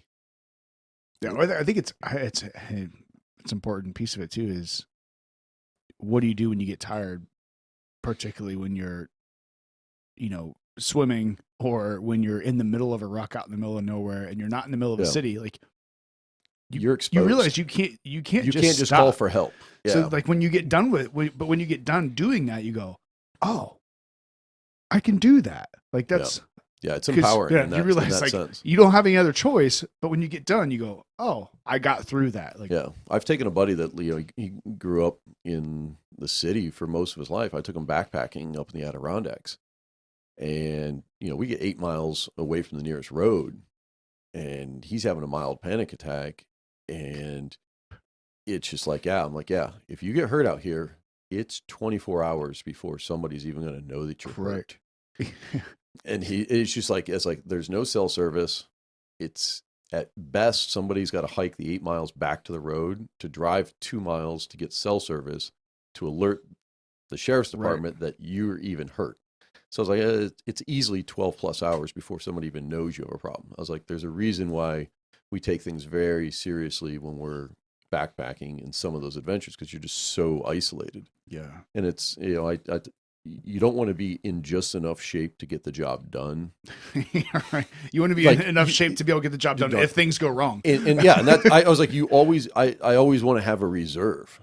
Right. I got to have that reserve of like, I want to be able to do everything and then still have a reserve for the oh shit moment of I got to still go.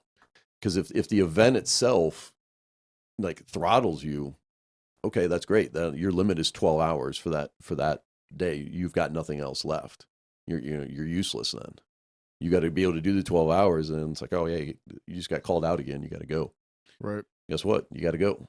Now, a lot of people don't understand either, like especially like going somewhere else or going off the map or something like that. It was funny. It was so Gary Cheney, he's been on the show before. He's a bodybuilder and a coach. But you see, he went and saw Chris Stapleton the other night. Yeah, and he was like, country concert, why not? Because he's not like a country concert kind of person. But I think Cass had commented on his post about it or whatever.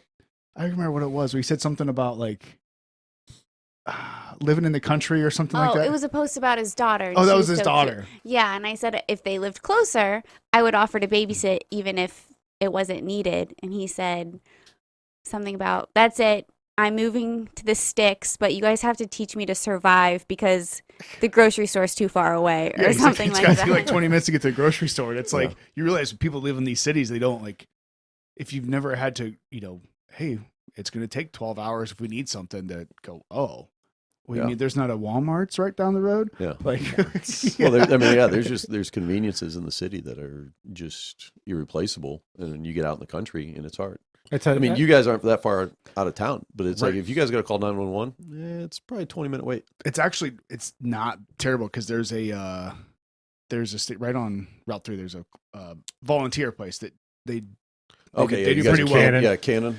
Yeah, they're staffed. Yeah, but it's still like, are they? They are staffed. Okay. Yeah, they are staffed. Yeah, but it's luckily, but there are places it's still. I mean, because I know. I mean, for us.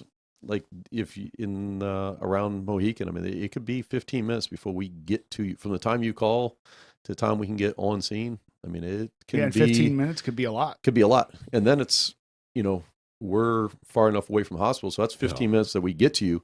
It's a 25-minute drive to get to the hospital, right? And because we transport to a multitude of hospitals, and it's like that's a lot of time if you're in, bad shape, and that's if you're at your house where we can drive to you. Right. And people even think like, oh, well, there's life flight too, but guess what? It takes them a little bit It takes to get up in the air. it takes time them to get minimum up. of 20 minutes to get on scene there. Yeah. Because I mean, it takes them at least 5 minutes just to get going. And they're there at the yeah. hangar all the time waiting. And so it's not like it's convenient, but it's not convenient. I mean, we pulled a girl off the trail the other day, and it's like I think it was a longer extrication than she was anticipating when she realized, oh yeah, breaking a leg, breaking an ankle complicates things a bit when you're a mile in the trail. Yeah. Have you ever, I can't remember what it's called. There's an ATV park down in southeastern Ohio. Wellsville. No, it's not in Wellsville. It's, I can't remember what it's called now. It's out in the middle of nowhere. But it's literally out in the middle of nowhere. Pretty sure you're talking about Wellsville. It's not in the town of Wellsville, but I don't know if they call it Wellsville. I don't think it's actually in the town of Wellsville. Yeah, I think it's on the Ohio River.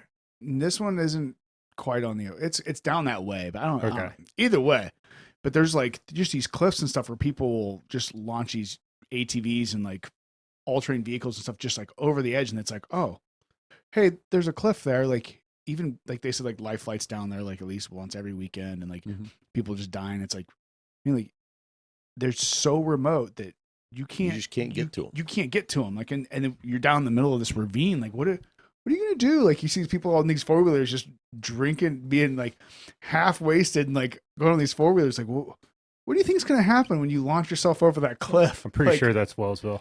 I know. It sounds like Wellsville. No, it's for sure very similar. I don't know if that's. I don't remember exactly. Is it actually New Lexington? Went, There's one in New Lexington and in Garrettsville. I'd have to see the map. I'm not good with names. But I've done some work down in the area, and it's like and I've ridden ATVs and done those things, and it's like you get out there and like these people are nuts. Just seeing the trails, I'm like, there's no way. Like I don't even want to walk down that. Like and you're taking some kind of 4-wheeler and stuff. Like there's no way. Like it's just a death wish. I don't know. I tell you what though, like after 2020, like I was thankful I was thankful to live where I did, because like if you looked at like some of the cities, like you can go anywhere, and I was like, at least I could get some fresh air. Yeah, walk outside.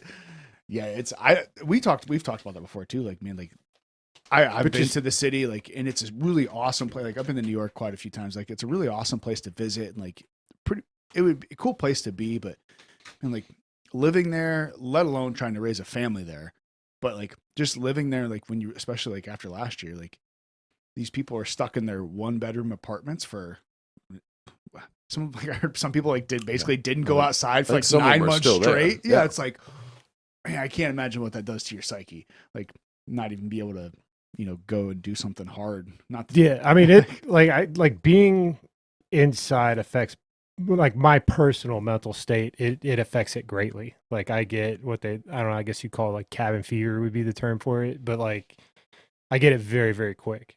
And like, I just don't like to be in the same place for like a long period of time. It's like, I have to get outside and do stuff. And I don't know, I was just very thankful to even be able to like, just go to Worcester Memorial Park and hike. Yeah, it was a dark time. That's for sure.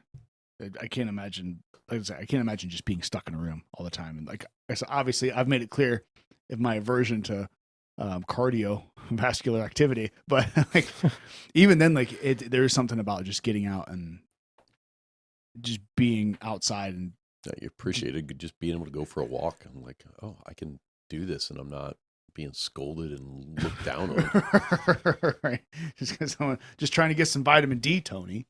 That's all. Miracle drug. I'm just trying to find some common sense in human beings. Well, now you're asking for a little high demand, short supply. Don't look this way. Yeah, it says the guy's jumping off a building. So, yeah. Brings us to the poster.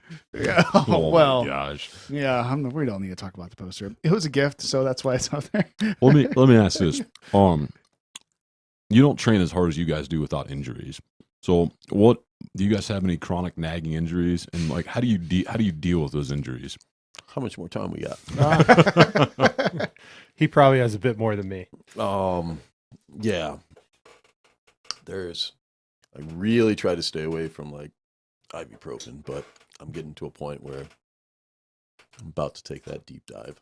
I think I had a conversation just the other day. I was like, man, I think I can understand why people get addicted to opiates and just wanting to feel better. Because there are some freaking days that, shit hurts. I look at a lot of my experience. I come from talking to the older generation. I've got some mentors that are now in their 70s, and they're like, at 60, you will feel every injury you had as a kid, and you will remember every injury that you had as a kid. It all comes back to you. You tweaked a muscle, you pulled this, you twisted that, you will feel it. There are things now that I notice. I'm like, oh yeah, no, those hamstrings I pulled playing college sports, those ankles I rolled playing college sports, they're still there. I feel them. I probably, I don't spend enough time on the foam roller and stretching as I need to. But I notice that when I do, my body can still perform fairly well and at a fairly decent level. The other bit is like sitting here, honestly, like you see me moving around. Yeah, it's because my hips like freaking hate me right now.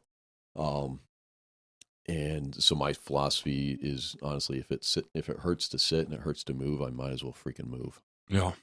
So I don't sit still very well because it hurts. I feel best. Like, we ran 10 miles this morning. I was like, yeah, I feel pretty good. So yeah, it literally gets to a point where you're just like, oh, I just got to keep moving, because if I sit in one spot, it hurts. So I just try not to sit.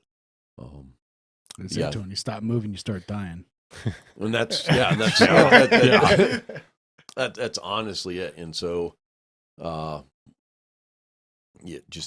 try to move. Movement is key. I know I've been, to a couple of your wives, my girlfriend and I've been up to her, like, stretching mobility classes, and it's like, I need more time to do that. Like, good. I don't do enough, and I live with her. She was like, well, you know what you need. I said, yeah, I do. Yeah. I'm not saying you're wrong. It's like, and it's, I have, if me from 20 years ago would like kick my own ass today for saying it, but I'm like, yeah, no, it's the God's honest truth. It's like, I need more yoga, I need more stretching, I need more relaxation.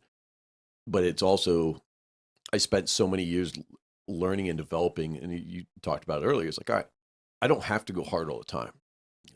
My brain up here has learned how to fire things. It's like, I haven't touched a deadlift bar in forever. I could go out to your garage and warm up and hit 500 right now because I know I can do it. Yeah. That's not like a surprise. Probably not a good idea. It may not be a great idea, but it's like, but I've done it so many times that it's just ingrained, and it's like the tendons and ligaments in my body are still that strength. The muscle mass is not there. So I'm at a smaller size. My brain understands how to fire things, forcefully enough. And I understand it's like, as long as I keep a few things in line, like, yeah, dude, just hook me up to a car battery and hit go, and I'll go. I'll deal with the ramifications later. So it is a mindset to, be willing to push through some of those things. Yeah. When the time comes, I'm adamantly opposed to hurting yourself in training. You get to a competition, break every fucking bone in your body. I don't care. And that's how I go. It's like at the 100-mile race, like, dude, he could stress fracture the hell out of your legs. I don't care. But keep going. It's a competition day. This is the day that you trained for. Don't hurt yourself in training, but that day, your goal is to hit 100 miles. Hit 100 miles. Like, you can rest the rest of the year and repair all that shit. And also, like, I've definitely dealt with some injuries over the past 2 years. Like, obviously my back injury. Then I tore a muscle in my ass and separated the AC joint in my shoulder. had numerous ankle problems. But my thing on it was also like kind of what he was saying is just to keep moving. So it's like I'd go to the gym. It's like, okay, my shoulder's obviously screwed up, but what can I do? True. Not, oh, I'm injured, I can't go to the gym. It's, okay, I'm going to go in there and, okay, good. Let's focus on your legs. Let's focus on your abs because you know how we all love abs so much. Whatever else I could do to make myself stronger outside of the injury and then do the rehab movements I needed to do for my injury to make it better. And just by that consistency, I think even though you can't train the way you want to, I think you still come out stronger on top. Yeah, it's important. What can you do? There's always a body part, and there's always something that you can train to progress yourself. If nothing else, you're keeping yourself in that mindset of consistency. Yeah. And I think that is overwhelmingly the biggest factor for anything health, wellness, fitness, sports, performance-wise, is consistently practicing a trade of some sort over time, and you will be amazed at where you come out on the other end. And I've had the conversation with Cass a bunch too, because she does training and stuff too. It's like sometimes, it kind of goes back to the dialing it down from your guys' madness. I haven't heard any talk about a Moab 240 yet, though, so I'm hoping to see that in the future from you guys. Yeah, actually, if you want the full story. But real quick, dialing it down from your guys' craziness. Sometimes, if you can't do all these crazy things, like just move, get up and take a walk. Yeah. Like start there. Like you can start somewhere. If you can't walk, then sit in a wheelchair and push yourself. And guess what? You're getting upper body workout. Yep. Something like you can do something. So it's starting from somewhere. Earlier this year, between Super Bowl and a 20-mile race I did, I blew my ankle up on a training run with him. It was actually a virtual event that I had signed up for. It was 5 miles every 4 hours for 24 hours. Oh, yeah, I've heard and on about mile 3, I just destroyed my ankle. So we finished that run, and just to make sure it was fucked up, we ran the next leg. Makes sense. And by the third leg, I do was as like, we say, not as we do. Yeah. by the third leg, he's like, "You're not looking too good." He wasn't going to tell me to stop, but I was like, "Yeah, I think we better call it. This isn't a big thing. I really wanted to do it, and it sucked to pull out of it. Like it ate at me for a while just to pull out of that. But I was like, I've got bigger fish to fry. But at the same time, my ankle's screwed up. I can't run right now. And I'd go into the gym and spend 30 minutes on the rowing machine. And I hate the fucking rowing machine. I'm just sitting there doing this monotonous thing. Like, this sucks. I don't care what music you put on. It's not fun. She just got a kayak. But it's what I had in the middle of winter in some pond. It's like, there's a kayak out there. But it was what I had to do to get through it. Right. And but once again, going back to that, doing something you don't want to do. Like, I didn't want to go sit on a damn rowing machine. It's not fun. Your ass hurts. You're not in the woods. You're sitting in a gym. But once again, is what I had to do to get myself through it and to keep myself going. And it worked. So that 240? Yeah, Moab 240.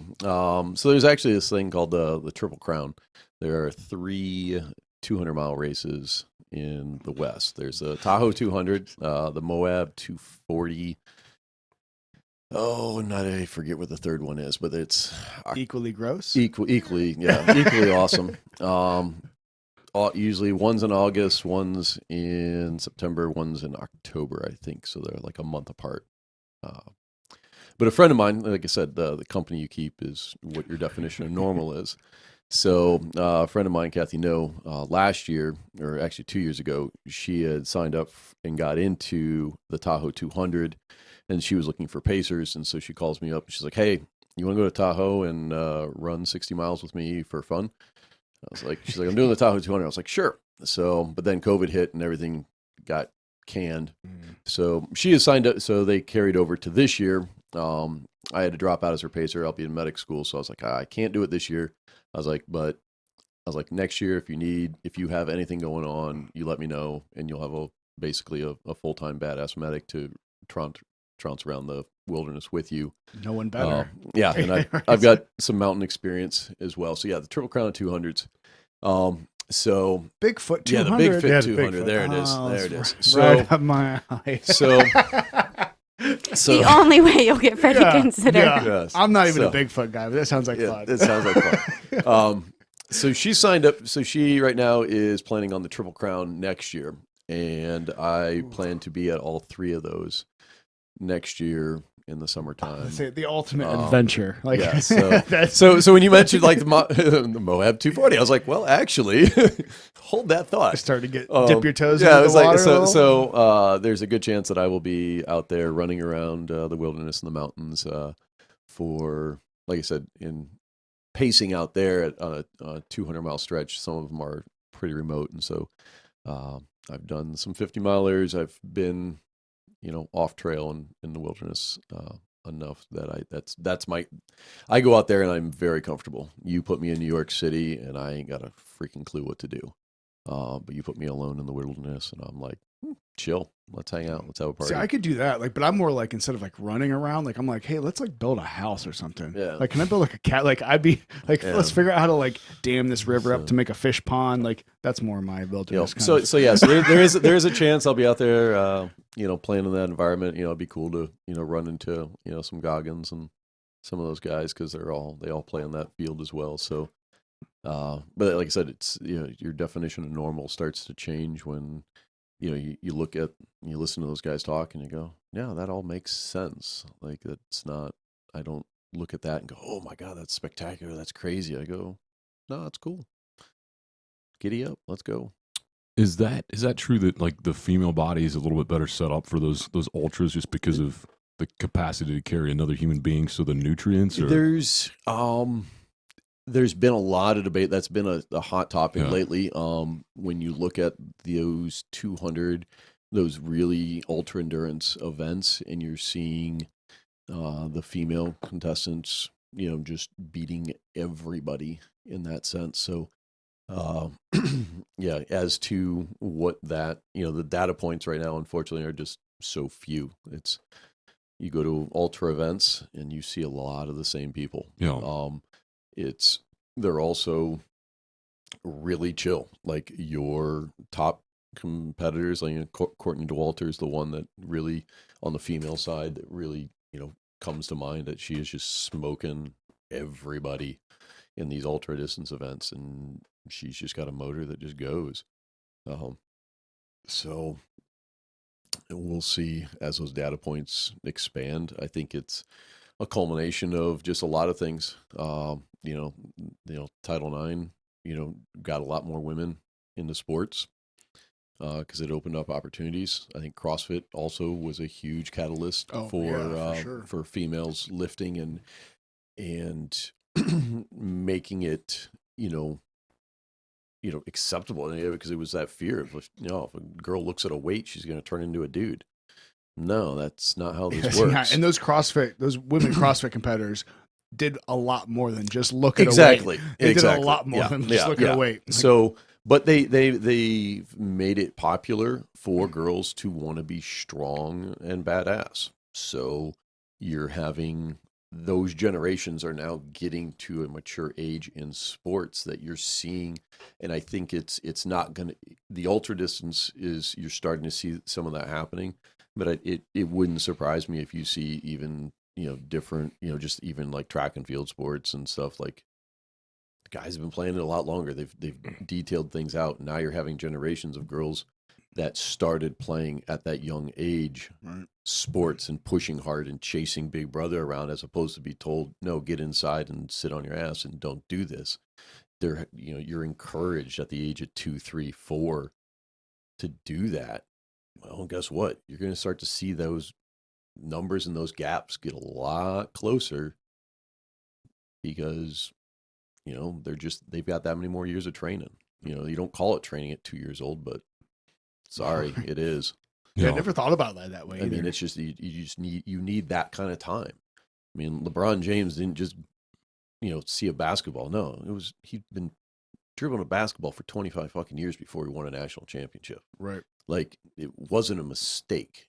No, he applied himself to a focus and happened to be, and then had, the right parents to have the right limb lengths and size to be who he is. You know, there's definitely some genetics that play. Yeah, into the that, but genetics if you play- don't but put if- the but if- genetics to work, But if you don't put the genetics to work, it's nothing. But so now if you expand that pool of female athletes from a young age that are, you know, all right, you got an older brother and you got the young sister that's chasing big brother around. She just wants to hang out with big brother, period.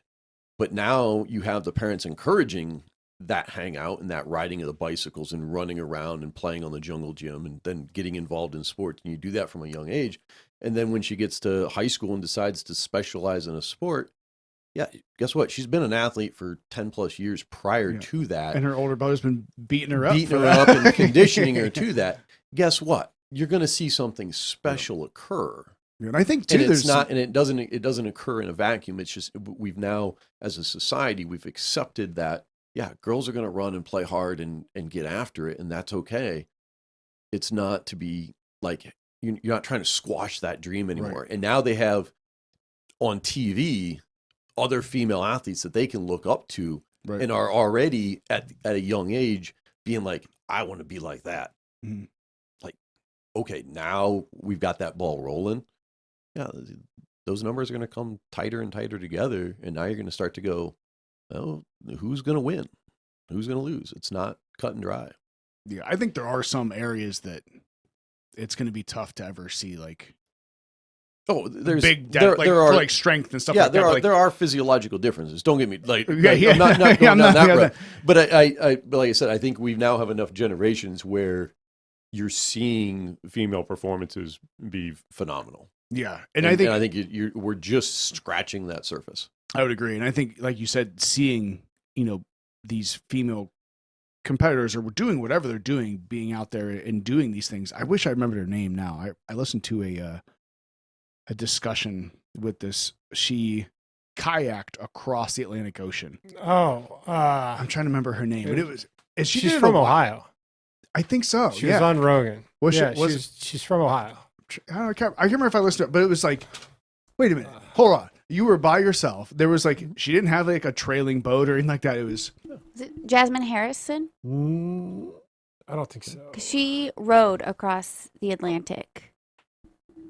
it was probably like, I think it was a while ago. I think it was like 10 years ago, or maybe like 8 years ago. She did Katie Spots. Yeah. it. Yes. Yes. Yeah. And it was like, that's phenomenal. And it took her like, I don't know how long, it took her a while. Why not? But like, Go that's, for it. yeah. And Yeah, she was you should- only 23. Yeah. When it, yeah. I Incredible. think she's like 30 now. So I think it was like 7 years ago or something. But like, Giddy up. yeah, like, Just why not? I mean, why not? Like, that's crazy. When like It's so cool to hear. like listening to her story. I look like, at that. I'm like, that's not crazy. I'm like, it's just like, hey, she's got a great imagination. She had a dream. She said, hey, I like rowing. Let's freaking do this. Yeah, but for the average person to think like, She's not an average person. Well- She's like that's the thing. Is like, she's in an environment where cultivating that sense of adventure is a good thing. And Right. so to her, it was just like a natural progression of what she's doing and who she's around. right. I guess it's that group of, like you Yeah, said, your group of friends. yeah. maybe crazy is not the right. To most terminology for but it. yeah, but to most Impressive. people, Like, yeah, to most people, I applaud that to the other. I'm like, hey, good on you. Like, keep going. Like, I'd love to, sit down and listen to that story and go, okay. And then it's like, all right, figure out how can individuals like take that and go, all right, yeah, you plan this out and put it together, and you just start rowing your boat, and next thing you know, you're in Europe. Like, awesome. Like, I look at that, I'm like, high five to her. Yeah, that's awesome. I think maybe let me correct myself. Crazy is not the right word I want, but extremely impressive to be able to do something like that. Because there's a lot of things that people do are crazy, but I don't necessarily think that is crazy. I think that's It's extremely inspiring. impressive Yeah. and inspiring that like people can. Put themselves out there and be like, hey, I'm going to take the time to Yeah, pull my and- boat and- across the Atlantic. Like, I'm thinking of like, man, all right, I feel kind of weak now. It's like, I'm planning a trip to go from Loudonville. I got all the rivers connected from Loudonville to the Ohio River. I'm going to do that as a weekend paddleboard trip There you go. where it's just like, I think it's like 150 miles or so. I'm just going to I got 3 blocks from my house, put in the paddleboard and end up in the Ohio River and tell my mom to pick me up at the brewery in Marietta. Yeah. Nice. So, That sounds. Figure awesome. I got 48 hours off of the fire department station, so I was like, all right, I got to paddle freaking like a madman. Find something. Someone's doing something similar, or they're planning on doing something similar to that. Like they're what was it? He just did the. It was I think it might have been a podcast I listened to, Jocko, where he talked about he did a bunch of military stuff, but then when he got out, like he was still like needed to do something. He was a contractor for a while in the Middle East, and then he just still wanted to do something. I think he bicycled from, I don't know, somewhere in like Central America up to Alaska or something like that, and like beat the record. But now he's going to do a. But he wasn't supposed to be. What is it? It was Dean. I listened to that one. He was a British like special Dean forces Scott. guy. Dean Scott. I think it was Is that Dean Scott. I could be incorrect on that. I but can't remember his name. I that just remember one's hearing. I sticking was out like, in my "That's a head. crazy. Not crazy. Sorry, let me change. just- That's an just impressive story." some- But then now he's gonna kayak like the Nile or something like that. And there's like this one point where like there's this like 80-foot waterfall that like all these like crocodiles are in or whatever, and they're there's like, a lot of Nile crocs. yeah, and they're like, "What are you gonna do about that?" He's like, we'll figure it out when we get there. Like, I was like, what? Like, get out, you're great for you to launch yourself off this giant waterfall into a pool of crocodiles, and we'll see what happens. Like, Stop short and walk yeah, around. that might be crazy. We'll see what happens. Yeah. I'm just kind of listening to, the stuff that you guys do and the stuff that we're talking about. Fred says is crazy or impressive. Impressive. I need to change my Impressive. terminology to impressive. It's all about Not terminology. crazy. Sure. I just always think back to this, just something my grandpa always said about attitudes being more important than facts. And, I just hear these things where you're like, well, the facts are no one's done that before. But it's like, or you guys get injured and you're like, yeah, no, I just have this attitude where like, I'm never going to stop and I'm just going to keep grinding. And then all of a sudden you just change the facts. Okay. And that's a pretty cool concept. No one's done it before until somebody does. Yeah. I applaud you guys for doing what you do. Andy, since you listened to this podcast, right, and thought it was about Katie Spots. Yeah. So she's doing a run for water. You should look into that. It's the latest challenge. It's on her website. So I'll you'll have have to to check it look out. into that. Yeah. So she's raising all of this money for people. I don't know if it's in Africa. I'm not sure. I'll have to She see does where a lot of like work for trying to get clean water around the world and whatnot. And Her, Yeah. a lot her of story awareness. was really interesting too. But like how she started running was like the same way I started. Like she just started running one day. And then started just running. started one day. building on it. And then Forrest Gump Forrest over here. Gump, yeah, right. I think I'm done running now. She was the first to run nonstop across Maine, which was 137 miles. Yeah, and I think she just kind of slowly built up the things, and then like one day she just was like, "Hey, I'm I'm just going to keep going. gonna kayak." She also was the across first to Atlantic." swim the Allegheny River, which is 325 miles. Is that That's even awesome. is that That's a thing? Like I'm saying Yeah. it doesn't Why sound, not? it doesn't sound like Yes, a it is. thing. Yes, Wow, it is. apparently it is. Not Yes, the it is. river, That's what she did. Yeah. No, the river is absolutely a thing that exists for sure. Swimming that length, I'm like, okay, I could see it. But that, like, it also, like, going back to like him being the only person that didn't doubt me, like doing a 100-miler. It's like I look what other people do, and I'm like, man, it's a big deal, but it's not. It isn't. Like, why wouldn't I be able to do it? I mean, as long as you can keep putting one foot in front of the other, you'll make it. Well, I will continue to be here to hype you guys up because it impresses me, and I will try to do my best to go out there and do my little 6-mile rucks, but I'll be here to hype you guys up. How about that? Everyone needs We a hype appreciate man. it. Yeah, we need a hype man. I won't be We'll the do it. I can't be your pacer because I'm not much of a runner or anything like that. But I will be your hype Oh, man. trust me, by the time You'd be amazed at how slow we can move. By the time- after 70 miles, You may call it a 100-mile run, but the thing that you will learn really quickly doing endurance sports is you don't always run that whole 100 miles. It's there's some crawling, there's some walking, there's some stumbling. there's some a lot laying of down in the crying, There's grass. some lying down. You try not to lie down in poison ivy, but sometimes, well, that's just where you fall. But yeah, there's a lot of walking. So don't go out there. And that's sometimes I think a detriment to people because they're like, oh, I could never do a marathon. I'm like, yeah, you could. You can go out and walk a marathon. You don't have to run a marathon. If you want to win a marathon, yes, you have to run a marathon. fast, Like stupid fast.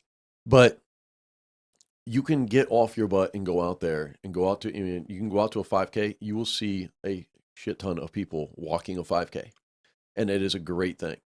And like I said, don't like, yeah, the winners, everybody loves to watch the winners. Like, dude, the people at the back of the pack, those people are working. Yeah. Those are your freaking battle warriors back there, because they're pushing through some shit to get to that finish line.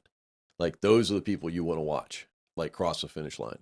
Is, you know, everybody likes to celebrate the first people, but yeah, it's like, yeah, I'm the first person to say, yeah, not everybody, you know, needs a trophy for it, but yeah, you want to go out and celebrate somebody, like, watch those people push through some pain to get through that 5K sometimes, because it's you're like, all right, like, good on you, because you're working hard to do it. You know, it's like, all right, you know, it's like I'll complain about people being lazy and everything, but it's like, I am not going to give somebody shit that's out there actually, like, trying to do it. It's like, dude, you're going slow, but you're doing it. Yeah. I was listening to a podcast with some ultra runners, and she was talking about, like, you know, finishing their race. They obviously finished like 10 hours before like the last people, but they went in, got hydrated, ate some food. And she's like, we went back to the finish line to go cheer all those other people on. Cause she's like, I was only out there for like 16 hours. You know, these people were out there for 30 freaking hours grinding. She's like, I wanted to just cheer them on as they were coming in and crossing the finish line, because I couldn't imagine being out there that long. And I'm going to be one of those people that'll probably be out there that long. By the time I pick my first pacer up, I'm probably not going to be much of a runner, but I don't know. We'll see. Hey, well, you know what? It's like you said, it's you get out there and do it, and just it's not always about running and winning the race. Is it November, right? Yeah, November 6th. Yeah. Any idea what percentage of like people have actually ever done 100-mile race?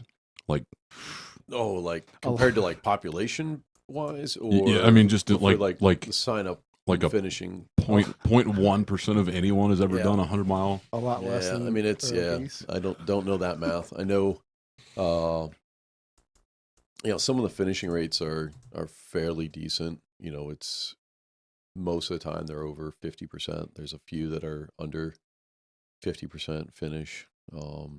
You know, there's some races that they set themselves up purely as a, you know, we pride ourselves on people not finishing this race type events. But yeah, and like for even like for an Ironman, the finishing, if you start an Ironman, I think it's like 10% dropout is all it is for that distance, because once you get there, once you get there, Yeah. if you can get to that start line, there is a damn good chance you are going to cross that finish line. And it's just, you know, the Ironman distance is, you know, it's very well known, and so you don't sign. It's not, you know, we could get shit can drunk and I could get everybody here to sign up for a 5K tomorrow without a problem, because we can talk you into that. Challenge. Challenge accepted. Bro, I think you could get everyone shit can drunk and sign up for a marathon here at this table. Yeah, quite possibly. But Different animal. Yeah, but an Ironman is not something that you're going to lightly right. just slap down the credit card and say, "Oh yeah, not a problem, bro. Let's do this. I'll hit it up tomorrow." No, that's it's a little bit bigger undertaking, and so usually it's a year plus in advance that you have deeply thought about that and put yourself out there. So, so those events take a little bit more, but yeah, good. But you gotta start somewhere. Got to start somewhere. I'll tell you what, I think we're already pushing 3 hours. Nice. Believe it or not. But I think it's kind of what you said there is, you know, you have to start somewhere, and it's not about necessarily the winning. It's about just doing it and about grinding through it. And whether it's baby steps or crawling, Find your own suck. Go for it.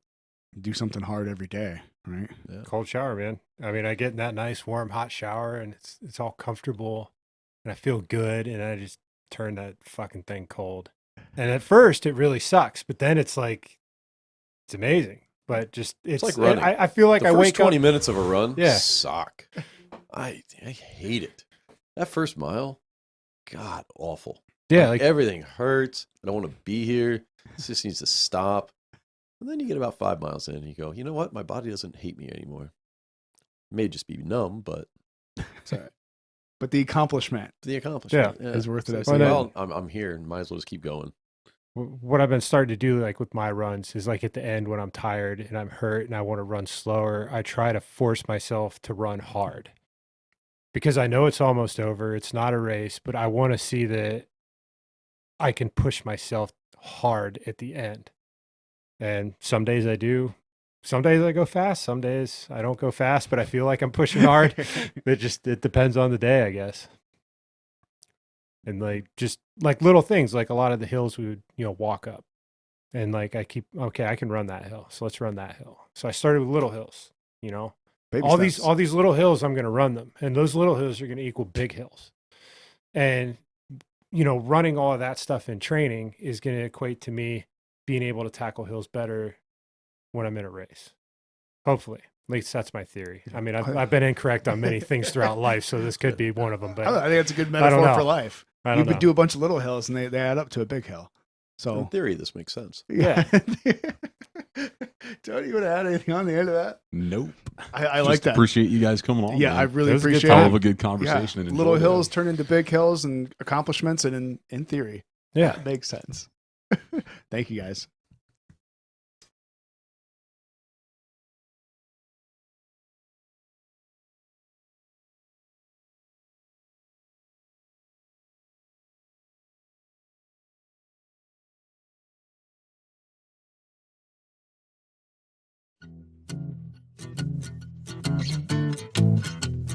Thank you for hanging out with us on this episode. Appreciated as always. And if you have any questions, comments, ideas, or guest suggestions, leave them in the comments after you subscribe to the channel, or visit chroniccuriosity.com to get in contact with us. And the store, which you can pick yourself up some fantastically curious merchandise. Until next time. That's it.